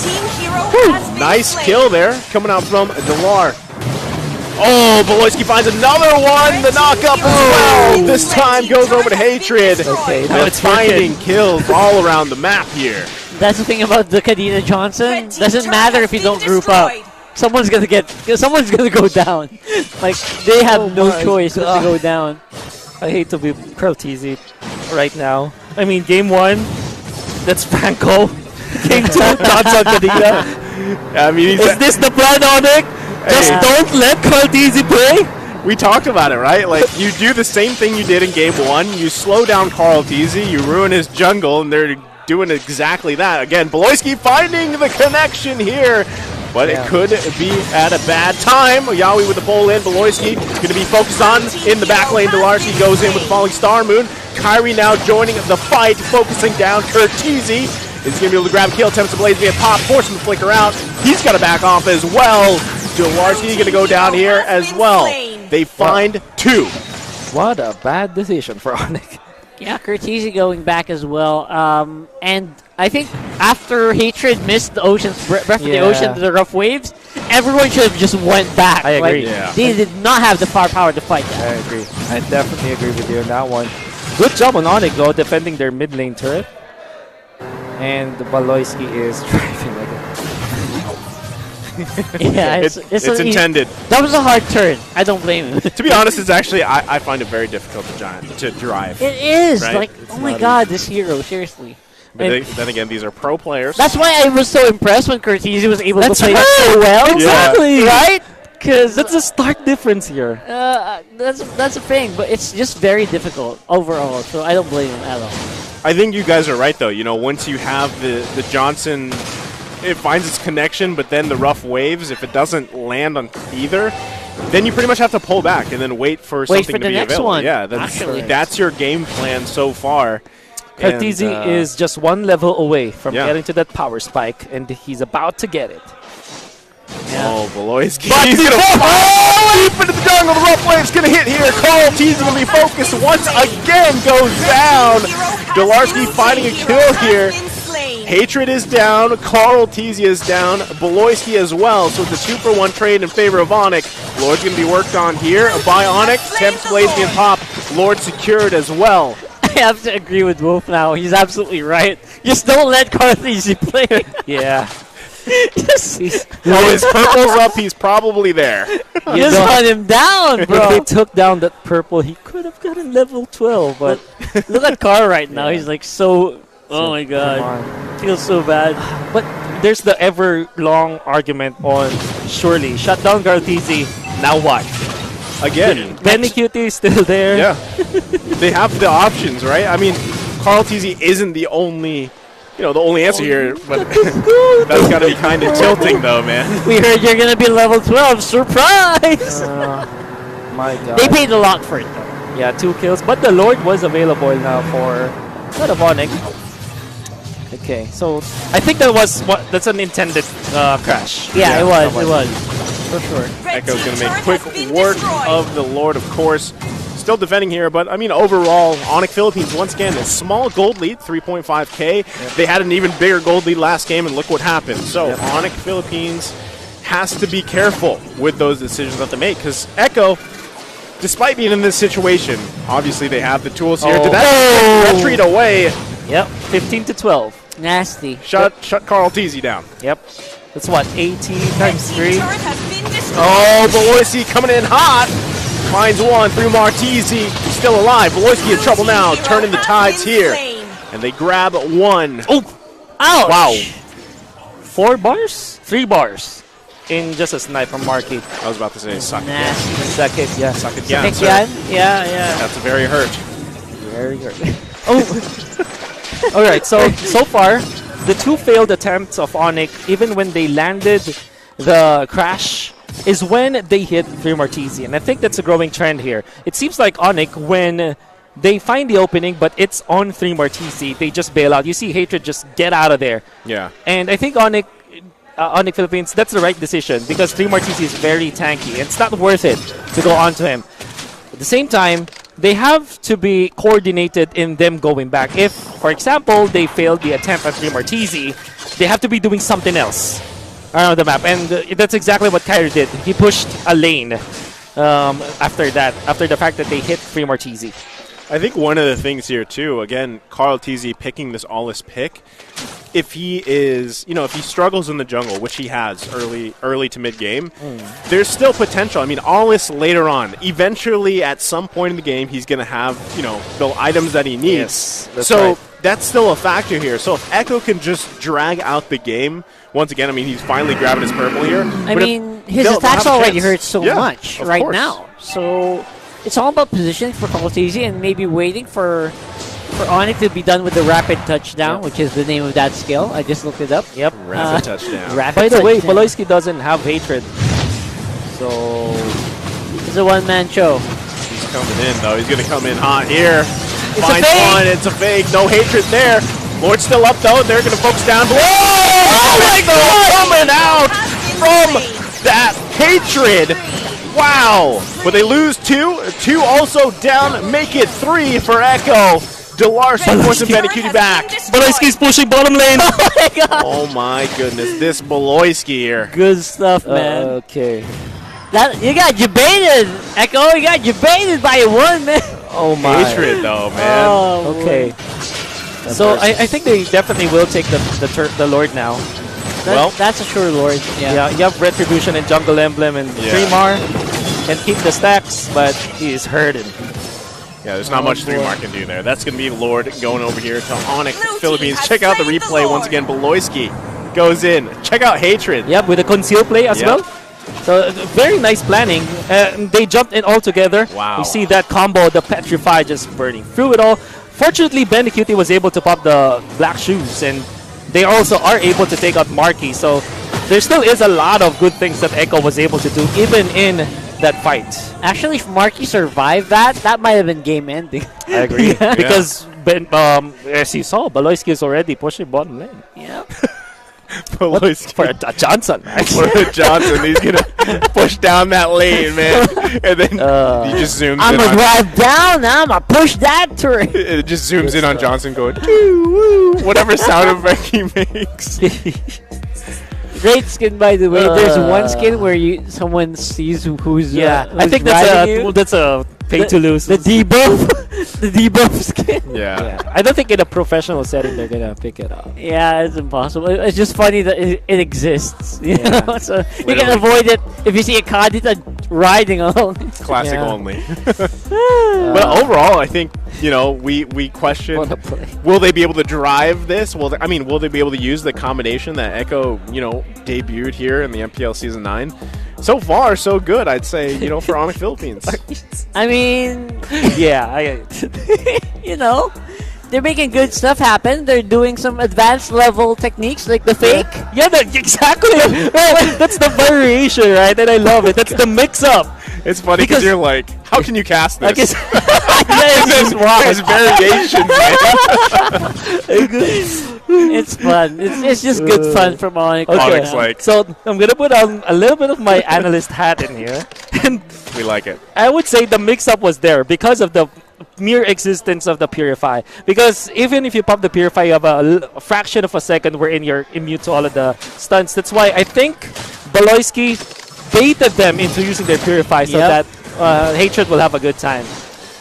Or maybe it's just just baits. Yeah, That was a nice bait by Curtisi. I mean, he was able to get out of there with the umbrella usage there. And actually, they survived they defend their turrets. Yeah, I was also thinking if Echo is fast on the trigger, Benecutie might have purified early or Oh, they got baited. Marky X is Marky's here. He's back. Marky grabs it, finishes that turret, cracking open the base of Echo once again. Will Onyx Philippines be able to finish this game? That is going to be a big question here. Yeah, Onyx definitely baiting this game so hard. And Echo's always falling for it.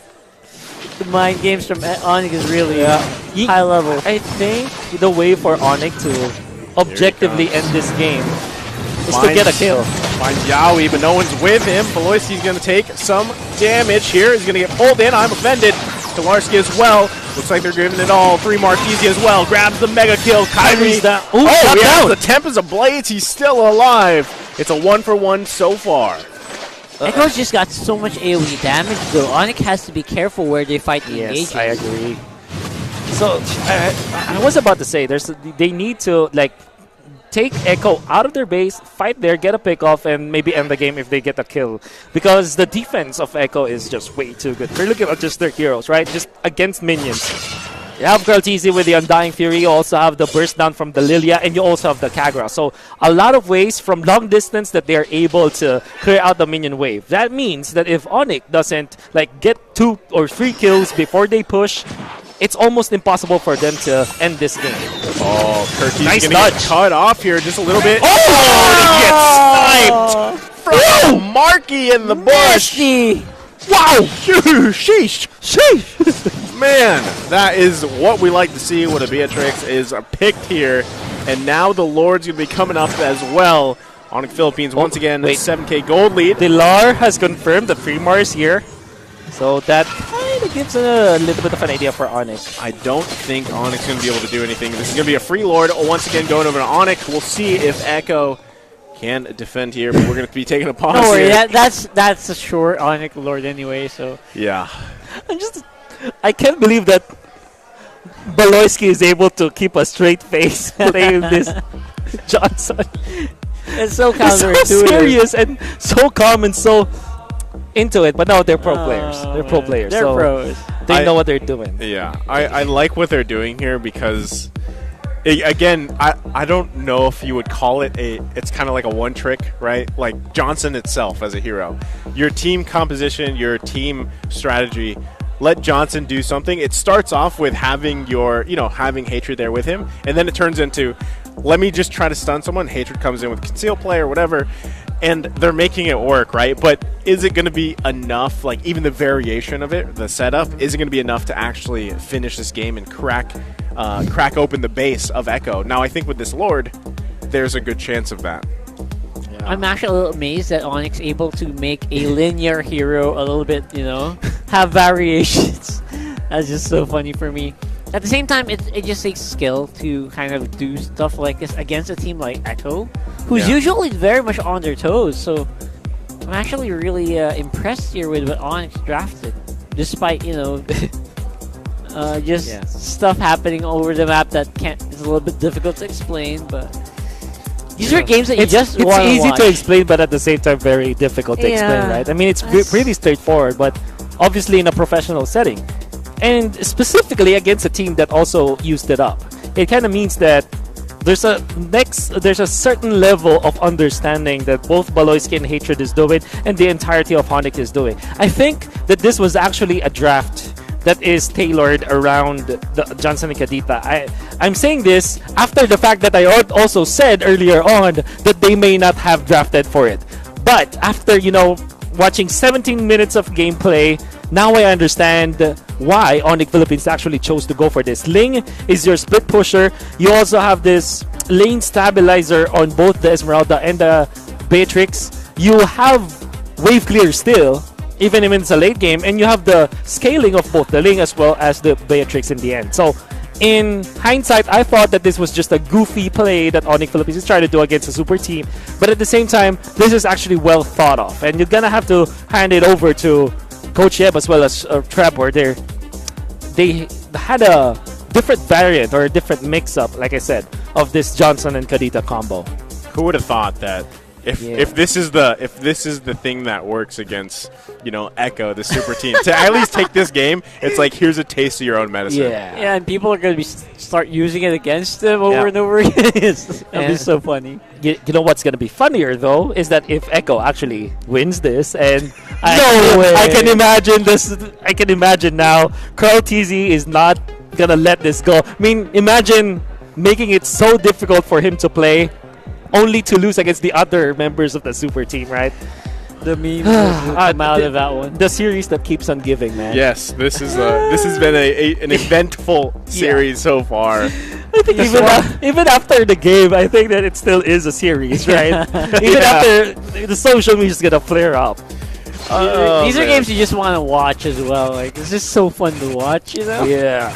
Okay, so we're jumping back into the game. The Lord is taking. It's going to be marching down that bottom map. So Echo has to obviously take care of that, but at the same time, they're going to watch out here for the incoming Beloyski, wherever he decides to set up. We'll see if they're able to actually defense here or not. That is going to be powered up. Lord Beloyski just Wants to go. going to drive by, say hello.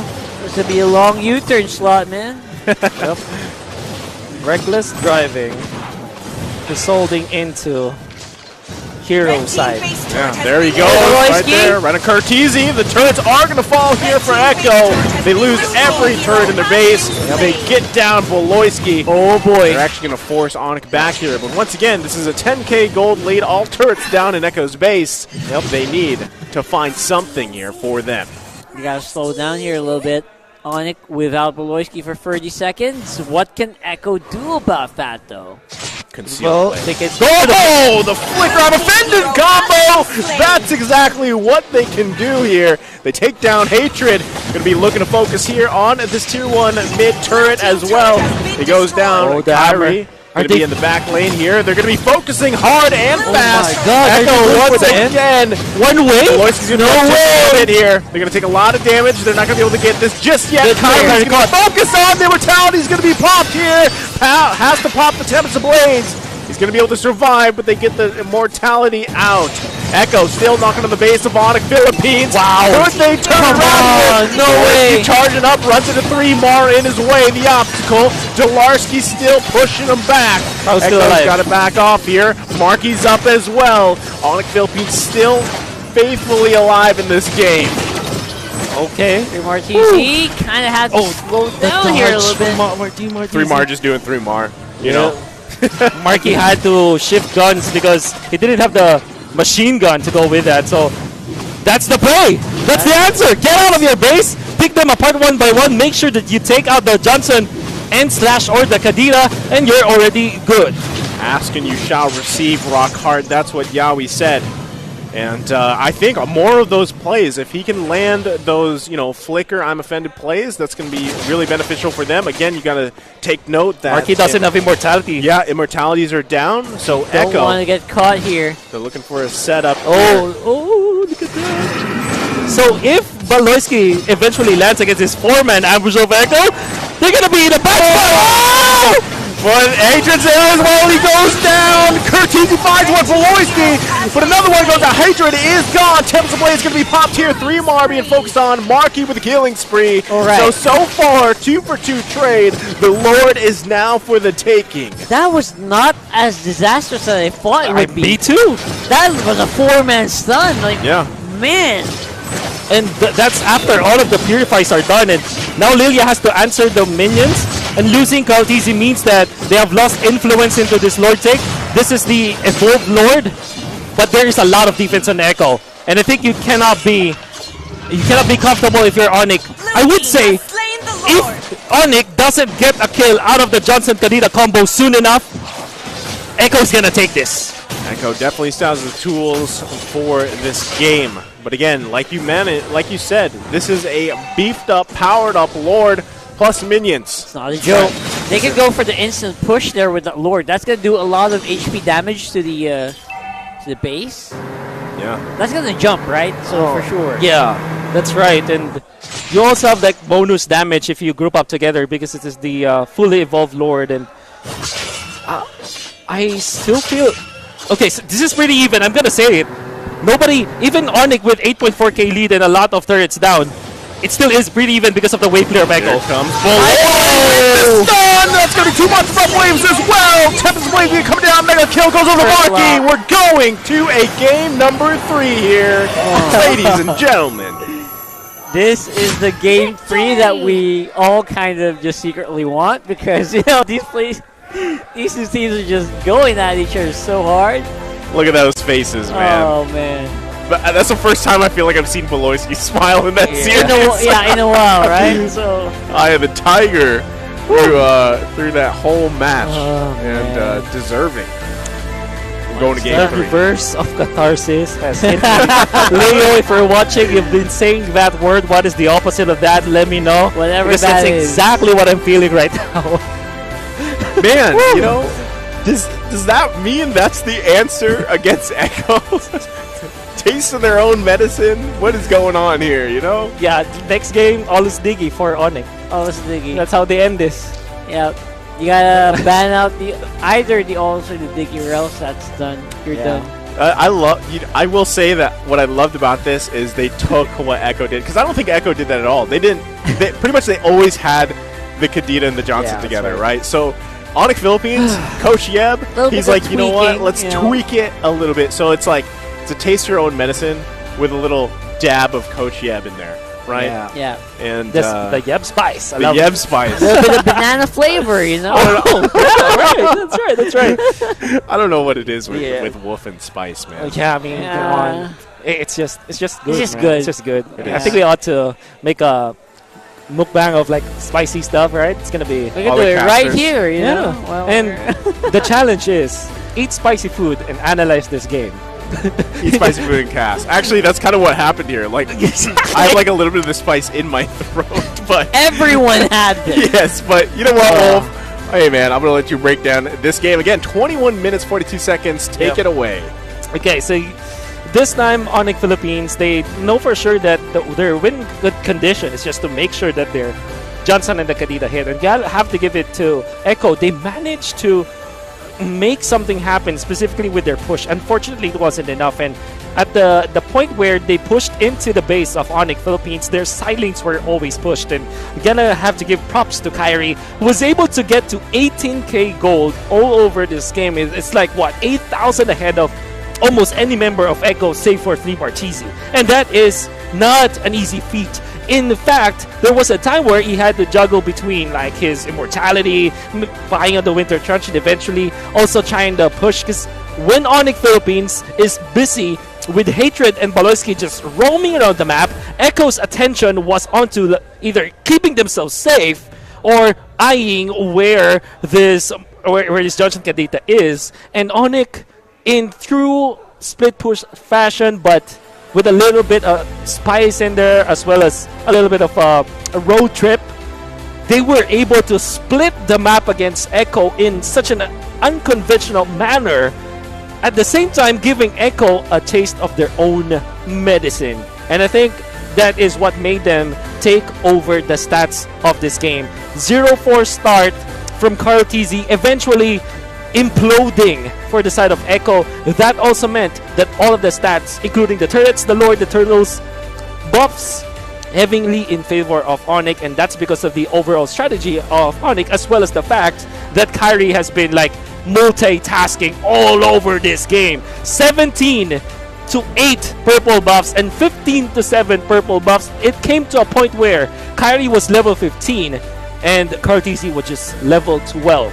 He didn't stand a chance because it was Onyx game plan to make it so difficult for Cartesi to even play in this game. That's how they planned it all together. Gonna have to give props to Marky as well, being in the right position during those head-on collision courses that mattered so much for Onyx Philippines. Echo, straight up what they needed to do was to take advantage of Johnson and Kadita being down. Just one-way push against the side of Onyx Philippines, but Onyx Philippines was able to manage their lanes this time better. And that last push coming out, like I said, they needed to get a kill out of that. And it was on the right hero, which was Carl TZ, getting hit by the Johnson Kadita combo time and time again, all throughout, up until the last moment, get the beatdown on there. And I think the most important factor is that Onyx Philippines kept Marky alive in that last push. That's true. Yeah. You know, some teams would ban out junglers against Carl TZ. Some teams are like, you know what? Just don't let him play. Yeah. Just completely stun him over and over again. And, second death on Carl TZ. I mean, that was a great answer, right? We mentioned that from game one. Yep. And it works, right? Stall out Carl TZ. Number 4. Ruin his time in the jungle, like we're seeing here in the highlights. Yep. And that's step one for deassembling this super team. The Hatred Spice onto the Johnson Kadita combo, giving the 5th death onto Carl TZ in this game. And you're gonna have to give props to Kyrie. Look at him go. He's able to keep himself alive and be still a problem against Echo. Yeah. And I mean, this was the very, and that's the thing too. Marky, man, that's like Marky had a comfortable game, obviously, on this Beatrix, right? But that's the thing too. If Echo was going to answer something look at him dodge Marky, the falling star only to be sniped. 5k, wow. Okay, so Carl TC is 0-5 in this, and they actually dodged the bullet figuratively. And eventually, they will try to go for the one-way push with this Yaoi kill pick-off. Good thing for Onyx, though, is that Dilarski wasn't a collateral damage, or collateral kill. And Rockhart, you talked about this being so close. I thought for sure that Echo will have the bigger advantage in that, but Benny TZ dying in there, and this one, look at this, Carl TZ receiving it for Again. the 7th death of Carl TZ meant that there's no defense, because what you need to eliminate if you're Onyx in that push is the Undying Fury from the Olos. I'm so lost in this game, but yeah. Eliminating the wave player coming up, the Kagura, the Lilias, and/or the Undying Fury from the Olos made the difference on how they were able to end that game. And the MVP, man. It's going to be going over 2. Wow. Okay, interesting. Dilarski here on the Esmeralda. Yep. All right. I guess the stats don't really give that much value to what Dilarski did there. So it's all about the vision, I would say. Yeah. Maybe this is the reason. With all due fairness, who do you actually give the MVP to, right? True. But the representative, at least for the side of Onyx Philippines, is Dilarski with his vision. I think the vision game played an important role. There was a time where Dilarski was able to attract the attention of the Johnson, and also I think the MVP awards were given to Dilarski because of his base defense when they were trying to push him. I think he managed it well. He didn't die, in fact, in that trade, and that actually allowed for Onyx Philippines to eventually get the advantage to the Lord. And I'm pretty sure whoever just won again with the Johnson Canita is gonna be happy. Oh man, Onyx Philippines obviously feeling pretty good about that. Before we go talking about, of course, game number 3, what we do, I want to give a thank you to our official sponsor, PayMaya. Get your MLBB diamonds and other gaming pins only from PayMaya. Download today. Of course, there's that amazing event going on right now where you can use your diamonds for the chance to get some very cute, I would say. Get those Sanrio skins, guys. Sanrio skins. But, with that being said, of course, thank you again, PayMaya. We have a game 3. And this is exciting because now we've had in one day 2 series going to 3 games, right? Going the distance. And this is what we like to see, especially at week 4. We're talking about we're pretty much the halfway point. Midterm. Yeah, the midterm of the regular season. So every game, every match counts.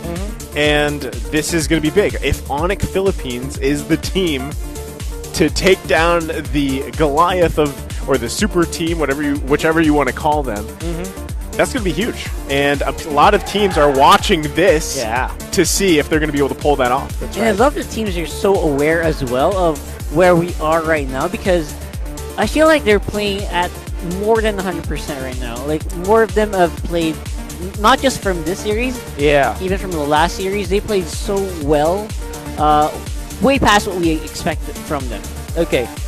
Honestly, you also have to give it to the coaches. The teams that are not slated to win against their competition right now, particularly this day, have prepared something. For example, we know for sure that Bren Esports is heavily not favored in that series against Omega, but they brought something else. They brought the Dairoth in. They brought the Delta, Uranus Gold Lane, and eventually going for the Matilda, Popol, and Koopa in game number 3, eventually defeating their opponents. Now, for Onyx, they almost already 2-0'd Echo. Almost 2-0, exactly. Oh, exactly. With hero picks that we didn't see them before pick up. So, more than the players themselves, I think the coaches, the coaching style of the teams are now prepared. Are now, just heavily prepared against their adversary today. I think they're the first line that popped in my head from one of the movies out there is, "Do you bleed?" Right? That's what do you bleed? That's what they're wondering here for Echo. And obviously, they do, right? So, Onyx Philippines, you guys mentioned it. I was thinking the same thing. They pretty much 2-0'd Onyx in a way, or Onyx 2-0'd Echo. That's right. Right? In game sense, in the way that the games kind of went. Now, this game, once again, game 2 had very similar moment where it could have turned in the tide of Echo's favor once again. And I think for game 3, what do you do if you're Echo? Now, you want to obviously maintain that undefeated record the best you can. You want to continue that spree. Yep. You know, what do they do rock hard mean, here for Echo? Despite Game 1 and Game 2 being quite different from each other, one of the only few different similarities they have is don't let Carl Easy play. Yeah, I agree. That's basically it. Yeah. And if Onyx can keep doing that against Echo, apparently they've found one kind of wound that they kind of press on. Yeah. I think it's going to do some pretty good stuff for Onyx. I agree. At the same time, you also have to think about Krautizi and his killer instinct, because this guy, although having a lackluster performance in MPL Season 8, still is a very scary beast, and you don't want to wake that up if you're Onyx. Maybe you're woken that up, but game number 3, you better make sure, Onyx, that you still keep tabs of Krautizi, right? You can't let that dragon come out. Yeah. I feel like Echo this time around, though, because that has been the focus from Onyx, you know, cause havoc for Carl Tz. I think if Echo takes a little bit more caution in helping him, maybe, to have a better start here or to answer what Onyx Philippines is doing, that can set them up for this game number 3. And in terms of this, we are going to be jumping into the draft. First band's coming out. Paquito, Valentina for Onyx, and Echo taking out, of course, the Fanny, the Selena, and also the Link. And probably a Cho as well for Onyx. Okay. So yeah, the Cho, that's true. So it isn't going to be the case. If you're Echo, do you pick up the Lancelot now, knowing full well that it could be snatched by Onyx? Since the Link is already banned out, Onyx Philippines for sure is looking for a similar hero for that one. So Lancelot, you gain so much out of picking this up. Okay, there you go. I think this is good though because it's what he's comfortable with, right? All right. The most. Yeah, and Uranus and Kagura was the answer for Onyx. Or was it Kagura? It was Kagura. Yeah. I think it still makes sense. There it is. Your team So is picking. now, if you're Echo, do you pick up the Esmeralda once again and the Eve? I think Eve is gonna be picked up by Echo, knowing for sure that a potential Olus can be third picked by Onyx. I think you definitely want the Esme here. Yeah. That seems the best answer, right, for Esme Eve, Uranus. Or maybe Esme Beatrix or Esme Eve. I think is. I would really like Esme here for obviously. Yep. There you go. But Beatrix is a great deny pick, or would have been a great deny pick. Yeah. We saw Marky like shine in game 2, so I think that's still gonna be on Echo's mind. Definitely, if Onyx doesn't pick it up, it's gonna get banned out. Frank. I knew it. My I God. knew it. Because that's the thing, right? It will be definitely most likely be banned out, and then you ban out Phobius. Okay, so if you're Echo, you ban out Kimmy, because that's how the game turned out. Or maybe ban your Olus and Olus Karina perhaps for Echo. So it's either they ban out the Mark hero or they ban out the Kyrie hero. Yeah. For me, it's a Beatrix ban for Echo here. Beatrix and they call that the Kimmy. Yeah, I think Kimmy is a valid ban here for very Echo. much so. Oh, See how they play this out. Again, Onyx Philippines picking up the Franco. Okay. Solid choice. There it is. Actually going to be a yeah. Hayabusa. That's right. So I will not be surprised if Onyx actually bans out the Beatrix themselves, knowing that they're targeting the potential Ben hero, or maybe a Yu Zhong. Oh yeah. Yeah, Good one. You don't want to pick that up if you're Onyx. You don't want to give that away if you're Onyx. Basically, you want to make sure that the Franco doesn't get like hunted down here, and that's, I guess, removing the Natalia is good, but I never saw Echo play Natalia yet. So. Yep. Yeah, that's actually interesting. I'm wondering why Natalia's being banned out by Onyx. Yeah. It's been a couple times now, you know, and usually we see that he being picked used. it up once, and the real idea, he did. So the real idea is, on the most fundamental level, is you want to have a great time with your jungler. And the remaining heroes that can mess up the jungling is the Hilda. So I think Echo might even be interested in taking that Hilda. Oh, there's the Lilia. Yeah. Interesting final ban phase here. They lock in Hellkurt. Wow. Which we've only seen, I believe, one other time. Did it win? I forgot if it won. No, it didn't. I It think struggled. H2 picked it up. H2 picked it up. Yeah, H2, yeah. and it struggled. Ooh, you go Akai now if you're Echo. It's great versus the Franco. Great. I mean, 10 times better against the Helgert. And it's a Yaoi special. I think you go You're right. absolutely Akai now if you're Echo. And then you pick up maybe your Beatrix or perhaps a good Yuzhong actually is still pretty good for Echo. Super duper tanky composition. So you go Yuzhong and Akai. I think Akai just... This Helgert 4th pick by Echo is just... Oh, there it is. There, they heard you. There you go. You heard me. They lock in those two Makes choices. Oh, sense. wow. What do you pick now? Very for tanky. Onyx? Oh, this is bad. You need a way to scale. Maybe you can go back to just the Beatrix, but it's not that game winning. Yeah. Even the Kimmy right now is going to have a bad time because of these That's right. picks. I mean, think how much potential Lunox, Echo perhaps? has to just go on in the back lane of Onyx. Yeah. Gold lane Lunox would be better. Yep.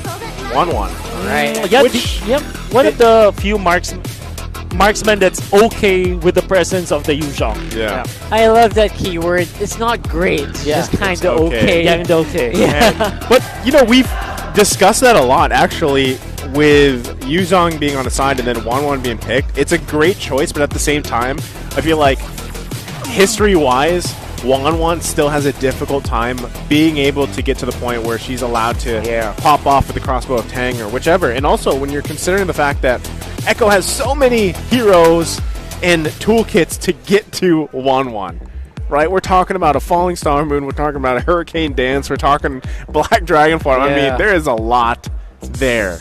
So, we'll see. It's going to be an uphill battle for me, to be honest, for Onyx. But, again, when you pick Helgert, you kind of want that fast tempo. Yep.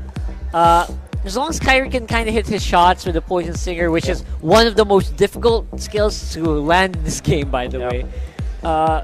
They can do some pretty good damage in the early game here. Okay.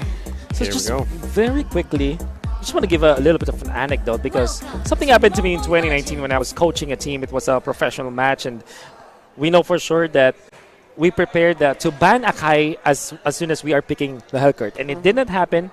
We were winning the early stages, but eventually we got taken out. And actually, taking Carl TZ instead of the buff is already very good for Echo. That's fine, yeah.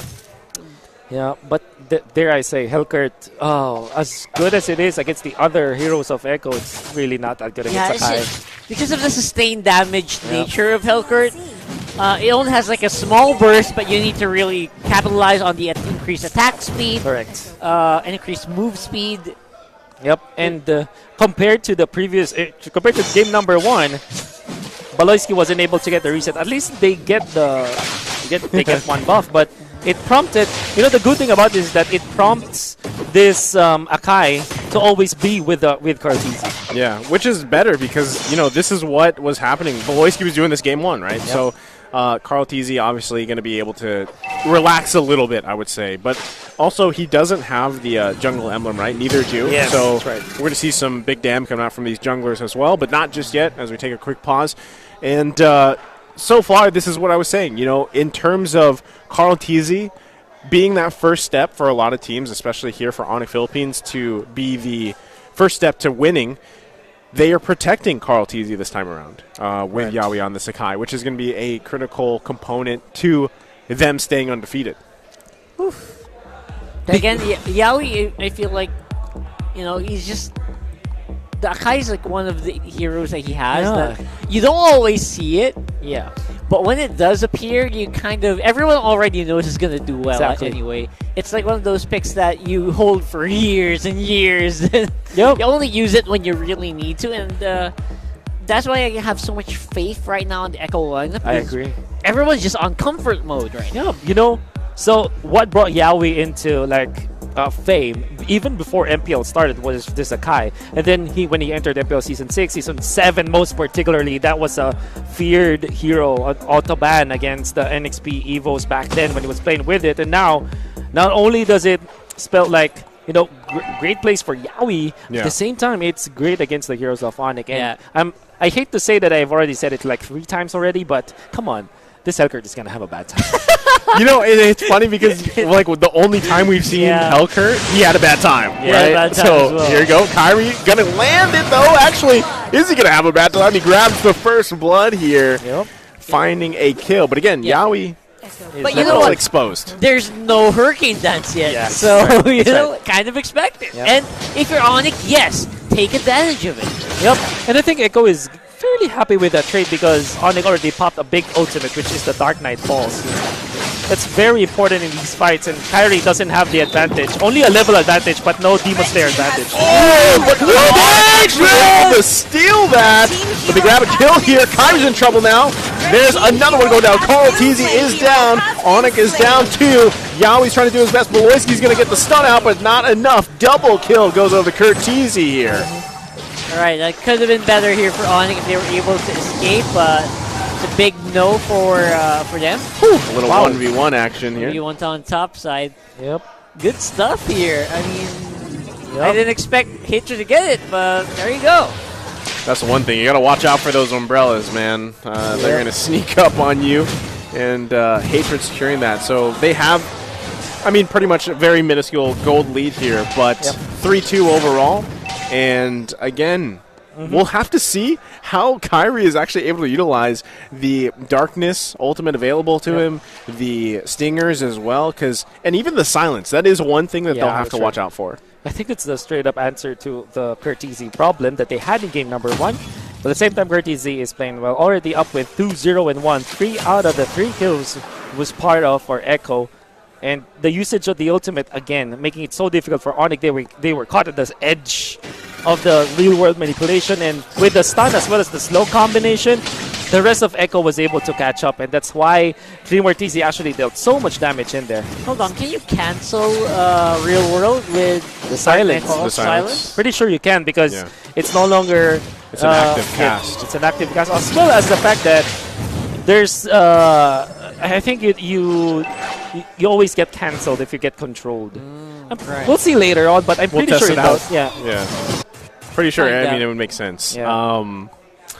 But overall, Onyx having a lot of potential here to win these early team fights, especially with Beloyski here once again on the hooks, if he's able to find them. But if we saw the performance from Curtizy on this Yaoi. eve, man, it's going to be tough. Yeah, watch out, Yaoi.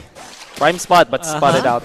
Spotted out. Again, so much awareness from Beloyski, like knowing where Yaoi is as well at all times. Yep.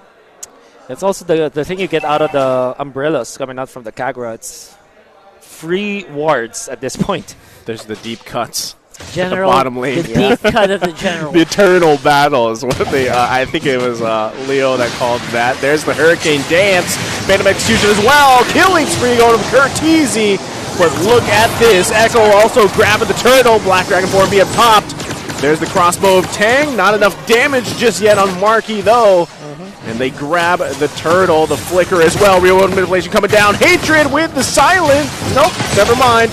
He goes down instead. Betty Cutie as well. Carl Teasy grabbing a kill. There you go. They lose 2. Another one. Double kill going over to Kyrie. Double kill as well for Dolarski. 4 down for Echo. Apparently, for Onyx, you know what? They said if we have a hard time with Yaoi on the board, just fight without Yaoi. That's their play, and it works so well. There was very little that Echo could do to stop that rampaging Hellcurt, as well as the rest of the rest of Onyx. The Echo Express is always very scary because it was very successful in the first few times that we saw them, but in this particular play wherein they were so aggressive after already winning a big fight, they were so tunneled, they were tunneling vision into Marky as 3 Mortizi actually was able to tank up the crossbow attack, and they got baited to it. Obviously, Marky will fall in Hatred as well, but you see that with Kyrie going onto the perfect timing at the last part of the fight, as well as Beloyski popping the ultimate with the flicker as well, and the hook, the mini hook to control the Lancelot, allowed them to have a winning trade against the Echo, and that was off of the fact that the Echo Express was far too aggressive. I was trying to I was trying to check that out too during the replay because during the team fight, I thought I saw Kyrie go and silence, Curtizi, but I don't. Yeah, I know he wasn't. used the ability, but I don't think it landed on top of Curtizi enough. Actually, Kyrie wasn't able to jump onto the Eve. Reroute, In fact, yeah. it was hatred. Yeah, it was yeah. hatred to pop onto the backlines, but we did not see the silence. That's I'm Yeah. pretty sure about. So still, I think our theory holds true. I think it does. I mean, we're just gonna have to wait and see how the rest of the game pans out because we haven't actually seen Echo go hard yet. Yeah. They're always just answering blow for blow. We haven't seen them execute their own play. So that's something that worries me about the Echo lineup right now. It's just kind of reactive to what Onyx has been doing for the past few minutes. Again, I think they have.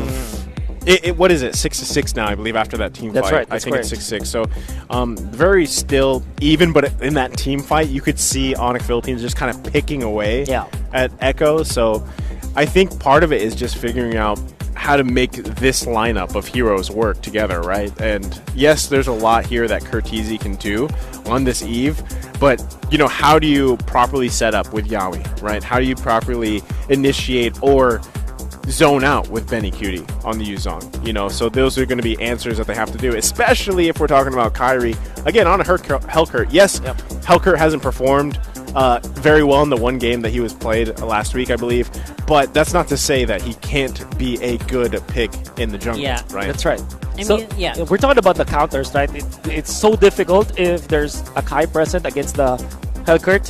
And the straight up answer is, surely that's a counter, but eliminate the Yawi factor as soon as possible, particularly the Hurricane Dance itself, makes it so that the Hellkurt is eventually a good pick because you're looking at the other members, apart from both the Yuzong as well as the Kai, this Hellkurt can turn down the other Swisher members of Echo. As tanky as Esmeralda is, Esmeralda's main problem is big chunks of damage. Right? Big bursts, big nukes. And if you're able to output that, and I'm sure that the Hellkurt will be able to do so, that's going to be a game changer. Yeah. The only difficult thing about it is that you kind of have to dip and dive. So you dip in with your stingers, you have to dip out, and maybe proc your stingers again, and go back in. So some players just aren't used to that. Yeah. They're used to consistent harassment, consistent damage output. Yeah. With the Hellkurt, you gotta have to be really, really mindful. You gotta be really smart with your play. By the way, I was mistaken when I said Benecute. Primar holds the dragon, but it's actually Primartizi. Primar's going to get focused down here. There's not much he can do. He goes down. The lockdown from Beloyski here. Well done. Kill. Giving kills to Marky is very important for Onyx because you can't rely just on Kyrie to carry this game for you. Still have a 1-1. So far, 4.6k compared to Benecute's 3.5k. I think that's a fair enough answer on who's leading when it comes to the gold lane matchup. And he's got, Marky at this point has two of his main items, right, that you need on a 1-1 That's right. to be successful Blue here. team turret So, has been destroyed. Marky, at some point, he's going to be a big hassle or a thorn in the side here for Echo.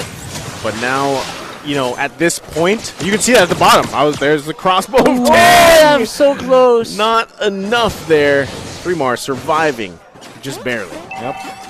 And That's pretty Marky's, good for Marky, though. Everything else that Marky's going to build here right now is just going to be for bonus. Yeah, I know what you mean. Yeah.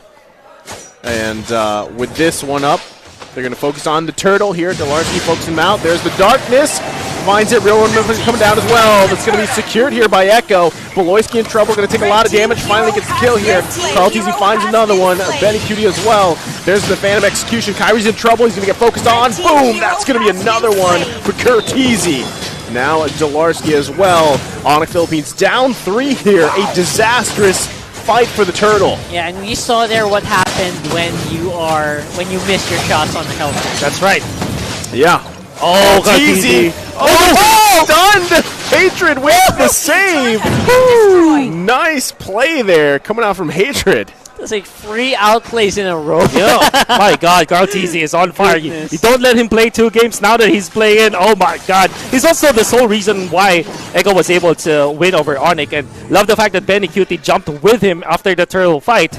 And like I said, it didn't matter the Hurricane Dance was pushing away the members of Onyx from the real world manipulation. The fact that they kept him together during the turtle fight, where Carl TZ was eyeing for the retribution onto the turtle, that really is the most important factor on why this Akai pick is very good for the side of Echo.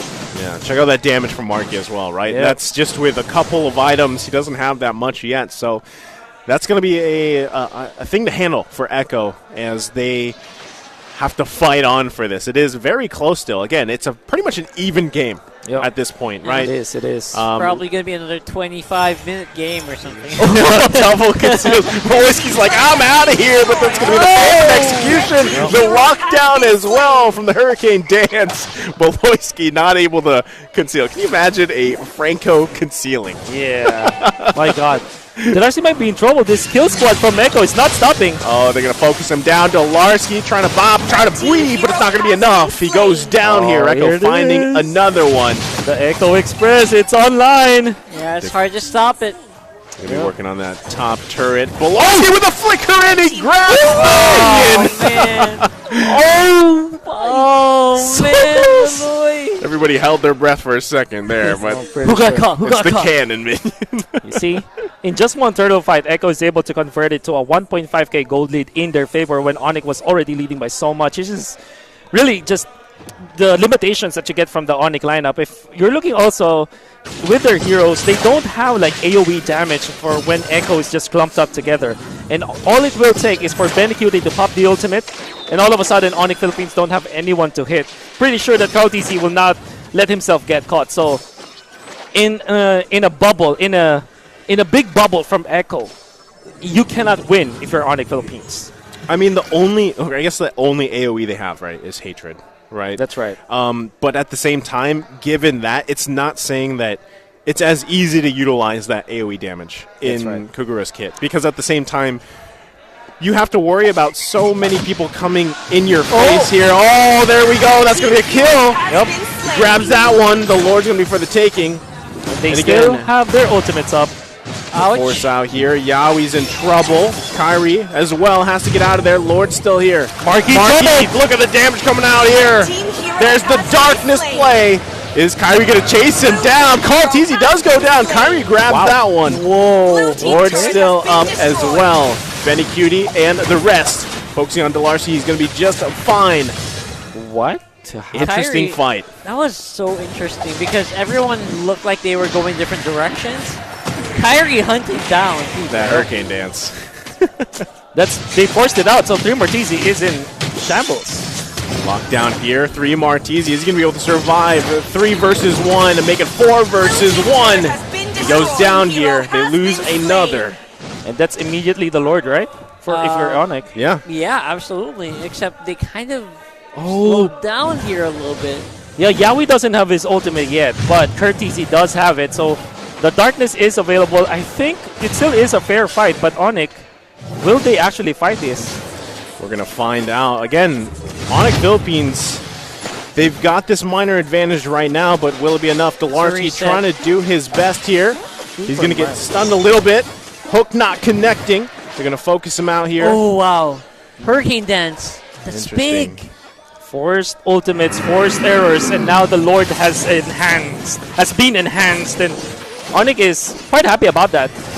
Yeah, they're in the better position to go for it. We're baiting. I think they're just baiting here. Yeah, they have to. Because right now, Yaoi's going to join the party here. Benecutie with the Black Dragon form. There's the real world manipulation coming down as well. The stun too. Lord's going to go down here finally. But there's another kill for him. It goes over to Echo. They do lose 3. Killing for Benecutie. That's going to be a shutdown. Echo loses 4. But they grab the Lord there. Oh, wow. Okay, so our theory holds true. That is a very nice jump coming out from Kyrie, and we're going to see it in the replay. After the real world manipulation, boom, there it goes, the cancel, and he also hit the deadly poison stingers on both Curtisi and 3 Martisi. That's why he's able to clean up so quickly. And he also transferred into Yaoi so that the rest of the Onyx PH will have a great time. He let go of 3 Martisi on purpose, and that was a better trade. Fortunately for Echo, they were able to get the Lord. It's like night and day when Kyrie can hit those poison stingers and when he can't. Like, I agree. oh my god, the damage it really does is pretty devastating. I mean, again, this is the thing, right? Echo, they're lucky that they were able to grab the Lord there, but at the same time, Onyx Philippines has to continue to watch out for the initiations coming out from all these members. We're seeing it, right? There's the hook on Yaoi, the Hurricane Dance as well. Oh, Revelation as well. The darkness comes out. Kyrie looking for a target here, right? There's the silence. Curtizi does go down. Killing spree over here for Kyrie, but he goes down. Double kill, Carl Teasy pushing back Onyx. It's a 1-for-2 trade in favor of Onyx, but it's not just done yet. Echo, here we go. Carl Teasy has to get out. They're pushing him back. Onyx still on defense. Again, a 1-for-2 trade in favor of Onyx so far. Oh my. Oh boy. It's very close. You can argue that either Hatred is overly patient with his ultimate. Because imagine if after the jump, after the Dark Knight falls, if they pop the ultimate onto Hatred, they might have taken more, but wasn't the case. Oh, the flicker in. Beloyski with the lockdown. 3 Mars in trouble here. He's going to have to get Chase down by Delarcy, and Beloyski has to pop the Falling Star Moon to survive the rest of the team here in You don't want to setup. overextend if you're Onyx. You want to kind of close it slowly here. This tug of war is crazy. Yeah. It's pretty much even so far. It really is. First time I saw the real-time win rate hit like 50-50 for a while now. Conceal play from Beloyski. Beloyski looking for something. Gets the connection on Yaoi. Yaoi. There's the darkness coming out of the silence, but he misses. The Stingers. Revelation coming down as well. Phantom Execution. Kyrie's in trouble. He goes down. Killing spree. Going over to Carl Teasy. That's going to be another one for Benny as well. Focusing on one more. Onyx Philippines losing 3. Oh my. Night and day. Rock hard. Yeah, we're seeing the glaring differences of Kyrie playing excellent and Kyrie just missing shots. And the problem here is that they lost that fight 18 seconds before the Lord spawned, and now it is available. They don't have the wave clear. They don't have the best defense in town, and I'm pretty sure that Echo will have this Lord freely. Yeah, that's 3 Lords. Oh my god. It's going to be a free Lord. Echo taking the advantage here. How do you defend if you're Onyx? He also like burned up the explosion from the turrets. From your inhibitor turrets, and honestly Echo can just battering ram against Onyx. They have the resources to do so, and they might be able to end this game. I think they should at this point. Yeah. I mean, they have to take advantage. Conceal play. Here it comes. Oh, Kyrie. But there's no one there. Not just yet. Kyrie's seen, but yeah, conceal play will not. But this is good though, because they forced Onyx back to their base again, which means that all the lanes will be in favor of Echo. So again, battering ram of Echo could be good against the siege. I think the siege is coming very, very soon. I think Echo is aware that they can't let this pass.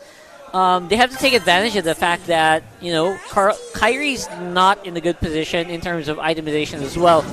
Like, he can't really sustain a lot of damage. Yeah. He can't afford to, like, take damage here. Here's the charge up from Echo. Lord going to be going in. That's going to be the hook, but it's on 3-Mar. Not worth. Pushing them back here. Echo going to grab the first base turret of Onyx Philippines. It does fall. They're going to have to defend against this Lord as well. Minions going to be pushing down the mid. There's the Black Dragon form being popped as well. Here, Yaoi with the Hurricane Dance pushing everybody back. That's going to be an unstoppable Carl Teasy. The lockdown once again. Darkness going to be popped. Marky trying to do his best. Can he get the crossbow tang off? There it is. Doesn't have the damage. The defense is here. They're pushing him back. Once again, finds the target. Here we go. Killing spree for Marky. That's going to be 4 down for Echo. One big play from Marky, man. 30 seconds and they have a minion wave. No real world manipulation. No flicker onto Curtizy. Night and day. Rock hard. And you're seeing it. Onyx Philippines. Are they going to be the team? The last chance to give it to Echo here. Their first going in, but Curtizy's still alive. Can he defend the base himself? Kyrie working on the base, and Onyx Philippines gives the super team their first loss. Oh my goodness. Victory! Oh my goodness! They're loving each other. Sweet words being exchanged now. The stare down. Oh my word. What is that called? Lumbing? Lambing. Lambing, Yes. man. That's some lumbing right there. Oh. That was excessively close. Way too close for comfort, to be honest. If you're, If you're a fan of either team. Yeah. If you are, You should it's be. crazy, right? I had this theory wherein the most nervous people are actually the social media managers of each team. And I know you agree with me. What do I put up? Do we win or do we lose? I mean, come on. There's so many memes too. So many you know? memes. There they are. Onyx did it. They finally, we're talking about it. Yeah. Can they bleed? And Do you bleed? apparently, Onyx has proven that with enough work, they could. Great. Just great series, man. All right. So I'm just curious because everything that I said in that game it turned out to be the opposite of it, right? What do you mean? What do you mean? All right, so at least we're right with the night and day, and I think that I made a fair point showing you that Hellcourt is not having a good time, right? We saw that, all right. Yeah. But when I said wasn't. that the battering ram of Echo could have been good against Onyx Philippines, I did not picture that at all. I think it was Onyx Philippines. We really need to see a slow-mo replay of that for sure. That defense, Kyrie. Picks that can be beneficial for Brent's lineup. Interestingly, for Bren Esports, if they should play defensively, they should be a Paquito ban. If they want to play this offensively, I don't know if I'm making sense about being offensive and defensive in the draft, but I hope you get what I mean. But yeah, if they want to play defensively, they want to ban a Paquito. If they want to play offensively, they ban out something else. Because Omega, they like those aggressive heroes for Ryzen, and he's very comfortable with it. They will ban out the Valentina. This opens up both Ling as well as the Paquito available for Omega, and I think that they're going to be picking either one of those two. Hey, not to mention Cho. Cho's still open. Cho has been winning a lot of games. Top 2, the most picked heroes, and might as well top 3. There you And go. the highest win rate. You have the pickoffs, you have the setups, and what could go wrong with this one? Speak of the devil, there it is. First stop. Very rarely do we see Cho on the blue, right? Yeah. It's usually banned out if it's being left open, Yep. and then it's usually swung back on the red. This time around, what's open left for Bren? I think, Wolf, Yeah. I don't know if you'll agree with me. First phase, you got to give something good to Malik. Yeah, I agree. So it's either Hayabusa or the Ling. That they really like to pick up, or the Paquito. Like I said, the strength of the real strength of the Paquito is that you can flex it. Yeah. Unfortunately, I don't see Flap TZ in here, but hopefully that the other members of Rennie Sports have mastered that one out. So it's definitely going to be the Eve instead of their typical Kagura on the side of Ren Esports. And the Uranus. Oh, okay. Instead, I know that because I know the voice line of Uranus when he's picked up. And I believe you're still dominating this game every time you have a play in the back of the holding room. Yep, spoken like a true Uranus man. Nobody wants to play 1v1 with me with this one. I don't know why. Let's not. Omega here, closing up their first phase with a Fanny pick and a Kagura. I think, oh no. Wolf, check this out. 06, Coach Pakbet saying, I dare you. Lusty, pick up the Kufra. Do it. They have to. They have to have this Kufra in order to counter this Fanny. They have the burst, they have the invade, and they have the control of the map in terms of response. Together with the air superiority damage, there's a lot of things that happen on the side of Omega. They need to make this hero work. Since Kufra is open, yeah, this is the best way to counter this one and to sustain the damage if they want to get a comeback from that team fight. The answer is okay. So it said it's going to be the Olus. They're answering to the Fanny. Typically, this Olus is the answer to the Lancelot, but at the same time, it's pretty good. So the thing is, you also get the Demon Slayer onto this Olus, so that at least you'll have a chance against this Fanny when it comes to like outspeeding the jungle.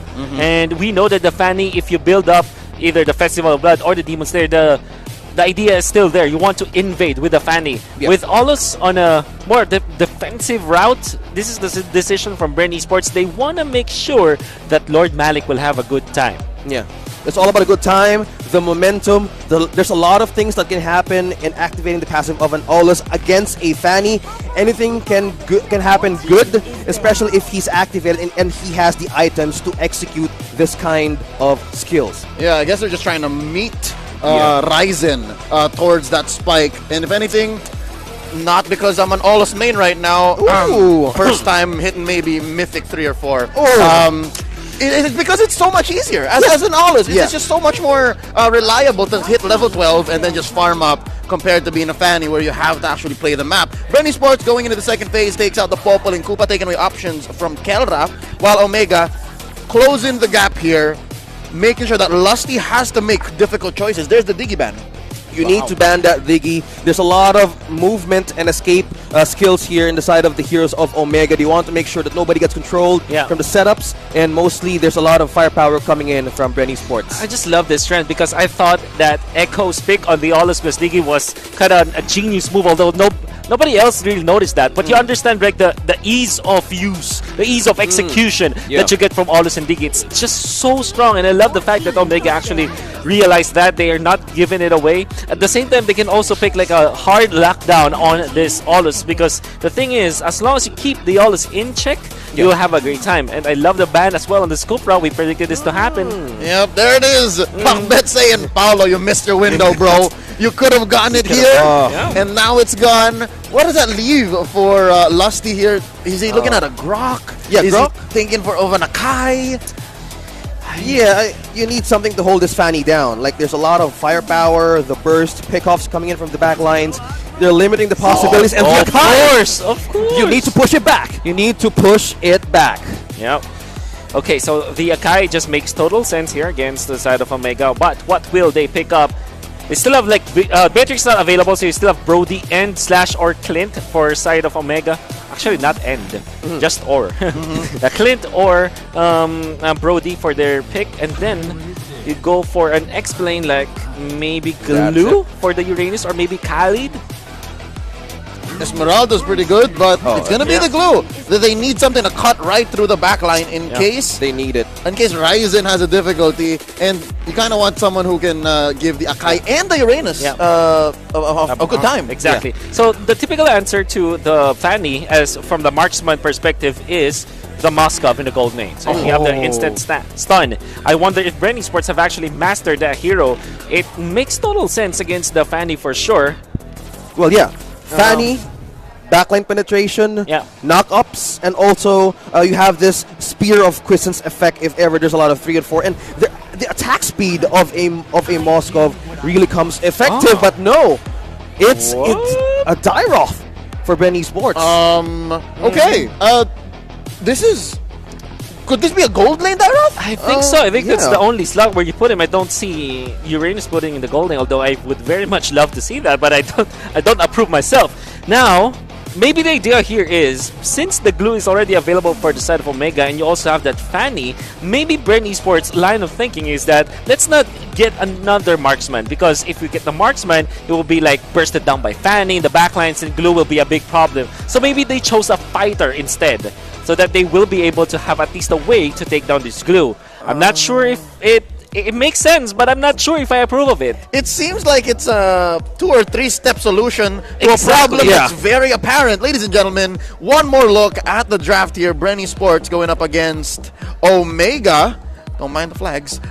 It's actually interesting that Brenny Sports did this. I'm flummoxed, perplexed, and a little lost. Honestly, it's such a dive comp. It's so deep.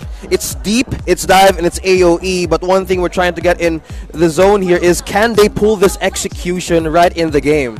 Well, into the game we go. Game number 1, Brenny Sports versus Omega. It's game number 1. Only one champion walks out of this series, the winner. And to confirm our expectations, it is Wolf, a gold lane Uranus. What? All right. Oh. Okay, now we're talking. Okay. I still don't approve of it, but I'm happy at least. Look at how deep Chaknu is here, forcing out an answer from Lord Malik. Etomax already spending his flicker. Lusty throws out one. Ryzen throws out some cables. Finding Lusty in trouble. Can Chaknu get a knock-up? Answer is yes. This Panda, can he stay up? Good gonna be no here. First blood drawn by Omega. That's mobility and power spikes being utilized by Omega. You have a Fanny, you have a Cho with the flicker. What can go wrong? Pickoffs is always right on time in the first 2 minutes. And this, ladies and gentlemen, is the correct way to play the Fanny with the jungle emblem. You want to invade against your opponents. Make sure that your mid lane duo has fast clearing options. And we know for sure that with this concussive blast on the Cho as well as the wave clear coming out from the Kagura, you have so much uptime outside of the lanes because you just clear the wave so fast and then you utilize the Fanny as well. This is the right decision from Omega, and they are utilizing the early game perfectly well. And at 2 minutes, Omega's already 500 ahead. Ryzen knows that he is way ahead of Lord Malik, and that's not a good spot to see an Alos. How would you feel, OSX, if you were a jungler and then you know that your opponent's ahead by gold and XP? That is trouble. Sensing, counting by the minute. All I see here is like a time bomb, like a C4 counting down from 2 minutes down. One thing, a problem of Brand Esports right now, the mobility is so high for Omega, they can circle around the map in no time.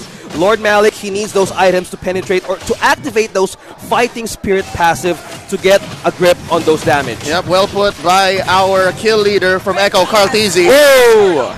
The Alos is only really online at level 12, and here's one way to recover. You take the turtle right in Chaknu's face. That's a nice win by Bren. 2 minutes, 30 seconds here, making that lead shrink down to about 200. Oh, those are the slashes of his own War Axe, making a bit trouble or making problems for the side of Omega. They decided to attack in 3 because they know Chakno or maybe Renzi would be there to assist, because now since Edomex just gone on for level 4, the burst will be activated by now. So Bren also needed to seize that window to take that first turtle.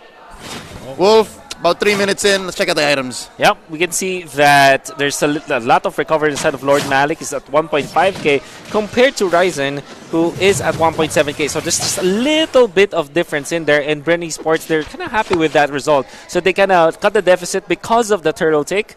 And now Lusty is level 4. So there's a threat on to this Akai for a team fight.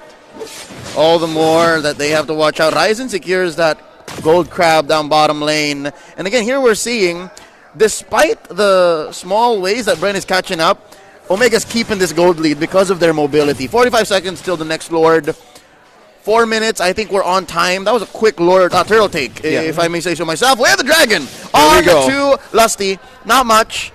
Again, slowing the game down. Speaking of which, that gold lane rain, it's not so bad. I mean, it's surviving against the Clint. In some ways, it works in their own ways. Like, they want to pull it off in the gold lane. Why not? I mean, there's no limit in trying to use this capacity. But I think one thing they're trying to do here is they're trying to sustain the early game advantage of a Clint, knowing that it can clear lanes, and knowing that now what Jome is doing is really doing a good job in maintaining the push of Keller right now. But on the other hand, we have Chaplin Pador with the spams. Yep. Another Way of the Dragon leading not to much. What's Chakno thinking here? Yeah, it's so weird because the turtle was spawning when that happened, and now it has spawned, and you don't have the Way of the Dragon near you. Now, Branding Sports is going to be very happy about this. And Jom, you know, I think the decision here for Branding Sports, why they picked up 2 fighters in the side lanes, or at least a tank and a fighter, is that they want to be in time with the mid-game power spike of a level 12 Aulus. The trade for Branding Sports is some outer turtle energy shields in the bottom lane, and maybe even a push for the turtle. I'm not sure if that's the best trade. Oh no, it's about to go down! Ryzen cut with an Undying Fury, and of course, the Hurricane Dance, he let it rip. Down goes Ryzen, evening the score 1-1. Wow, I don't think Ryzen was expecting that. Oh, that's damage from MC Hammer. And look at that slash go from Lord Malik with the perfect timing. That was Ryzen having troubles connecting those steel cables in the perfect timing. He was totally controlled right in the tower of Brand Esports to take that kill. Man, he was pushed right into the tower, right into the floor is lava. And again, a Fanny at this level is just not ready for that kind of damage. And as soon as the fight subsides, that's Lord Malik going back to farming. Yeah. So the idea for Brand Esports is just to trade, and then Omega decided, let's try to fight and go to the backlines, but they did not respect the sprint as well as the Hurricane Dance that was able to just lock him down. Look at the lifesteal of Pandora. Oh, he doesn't care. Oh, Renzio spending the flicker to get out of the way of the Hurricane Dance. Yo, they won week 4, Lusty something else. Yeah. It's just different. It's the bunny band. It's a bunny ban, I believe it. And I think one thing, they're trying to gain momentum. Hey, guys, I need to keep this. I mean, I need to show this back. It gives me so much luck. And maybe this is one way of executing. Hey, it's a touch of the veterans and the new players playing together for Bren Esports' new lineup. I'm just happy to see Lusty comfortable again. And you see his dominance when he was one of the top, if not the top tanks here in the Philippines. And now with some of the meta shifting back to tanks, maybe it's Bren Esports relying onto Lusty's initiation. Going back, and I see Ryzen. Wow. Wave Dragon into that small wall. Playing around the turrets. Might have been too much. Ryzen doesn't have any energy here. Gets caught with Stones. Real world manipulation. Maybe a few swipes. Maybe a few presses. Too late. Ryzen gets away with it. Oh, Ryzen, right on cue with that steel cables for the escape of Bren Esports' AoE damage. He has the chance to take on Lusty, but that one-way chance can't go on the another way of Omega. Trying to deal, well, they wanted to do that just to gain proper vision or even control of this second turtle, because the only way to be pushed back by Bren Esports is from Lusty's moves from the Hurricane Dance. Man, it's so difficult for Bren to reclaim this. Hitting the way of the dragon onto Jome. You know what? It makes sense now. I take back all the words we said, Wolf. This side lane Uranus is something else. Yeah. I think the fact that you get online so quickly because you have the gold lane into you. Yeah. And Jome already has got maybe the Enchanted Talisman after the Dominance Ice. He prioritized the Dominance Ice against, of course, the sustain of Omega as well as the physical damage. And he's stacking through. The way that they did is they traded the turtle for some damage onto the bottom lane. Eventually, Bren Esports takes down the turret up bottom lane.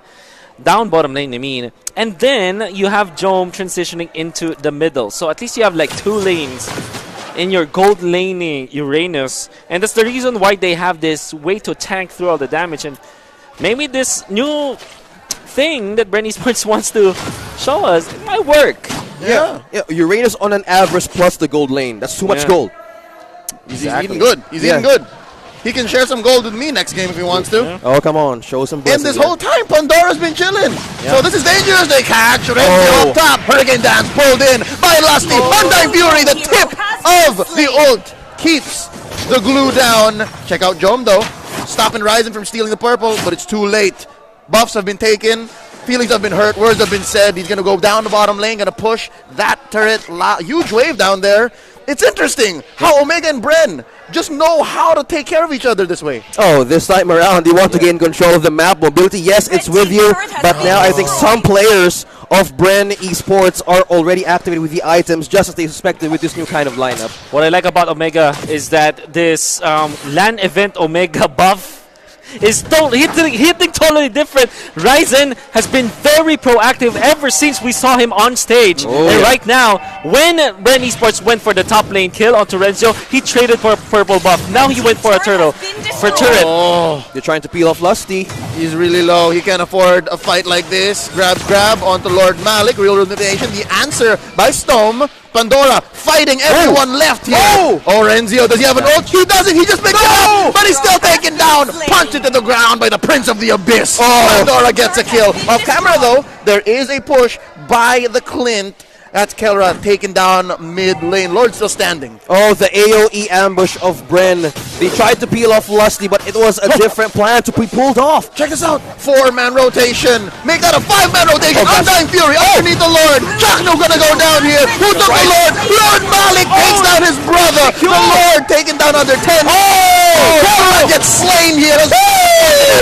Lord Malik gets a maniac. Down goes Ryzen. He ain't rising from that one. Oh, can you hear the screams? Oh, the war cries. This is a different Bren Esports. We're seeing the coordination. This is a different execution from Bren Esports right now.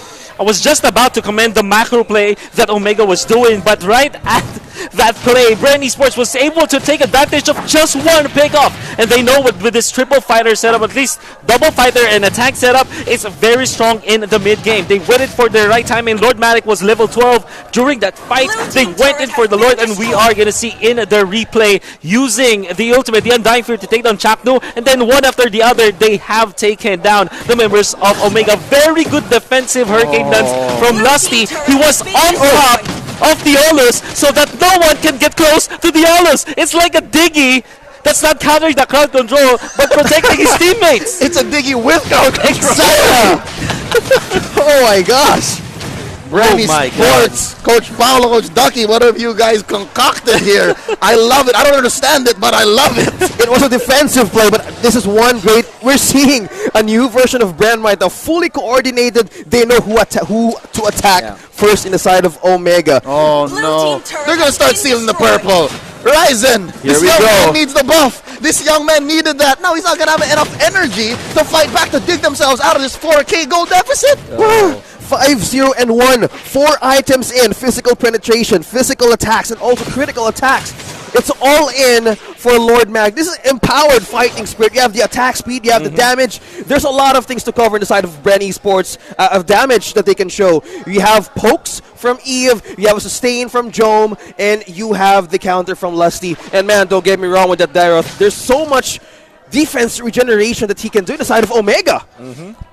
The thing with this Dairoth is that it is their way to take down the glue. That's why you get the last pick.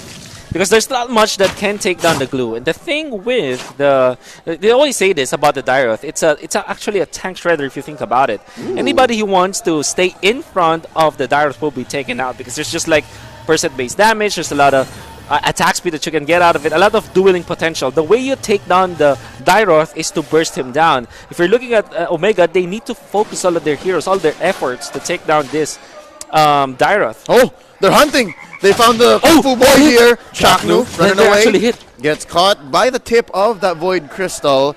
But no, we're 10 seconds away from the Lord. Look at Etomax here, doing his best NXPE Yelly Haze. Yelly Haze impression, yeah. Season 8, if you know, you know. He wants to be the most patient man for Season 9. Yeah, that's the spot.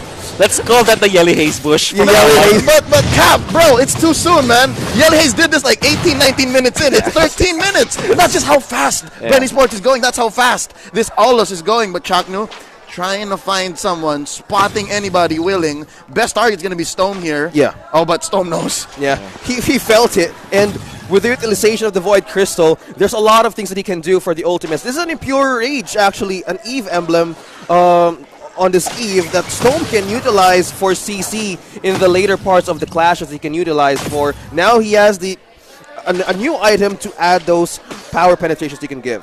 Yeah. Now, I think Bren Esports are doing a great job, like controlling all the minion waves. They're pushing it out.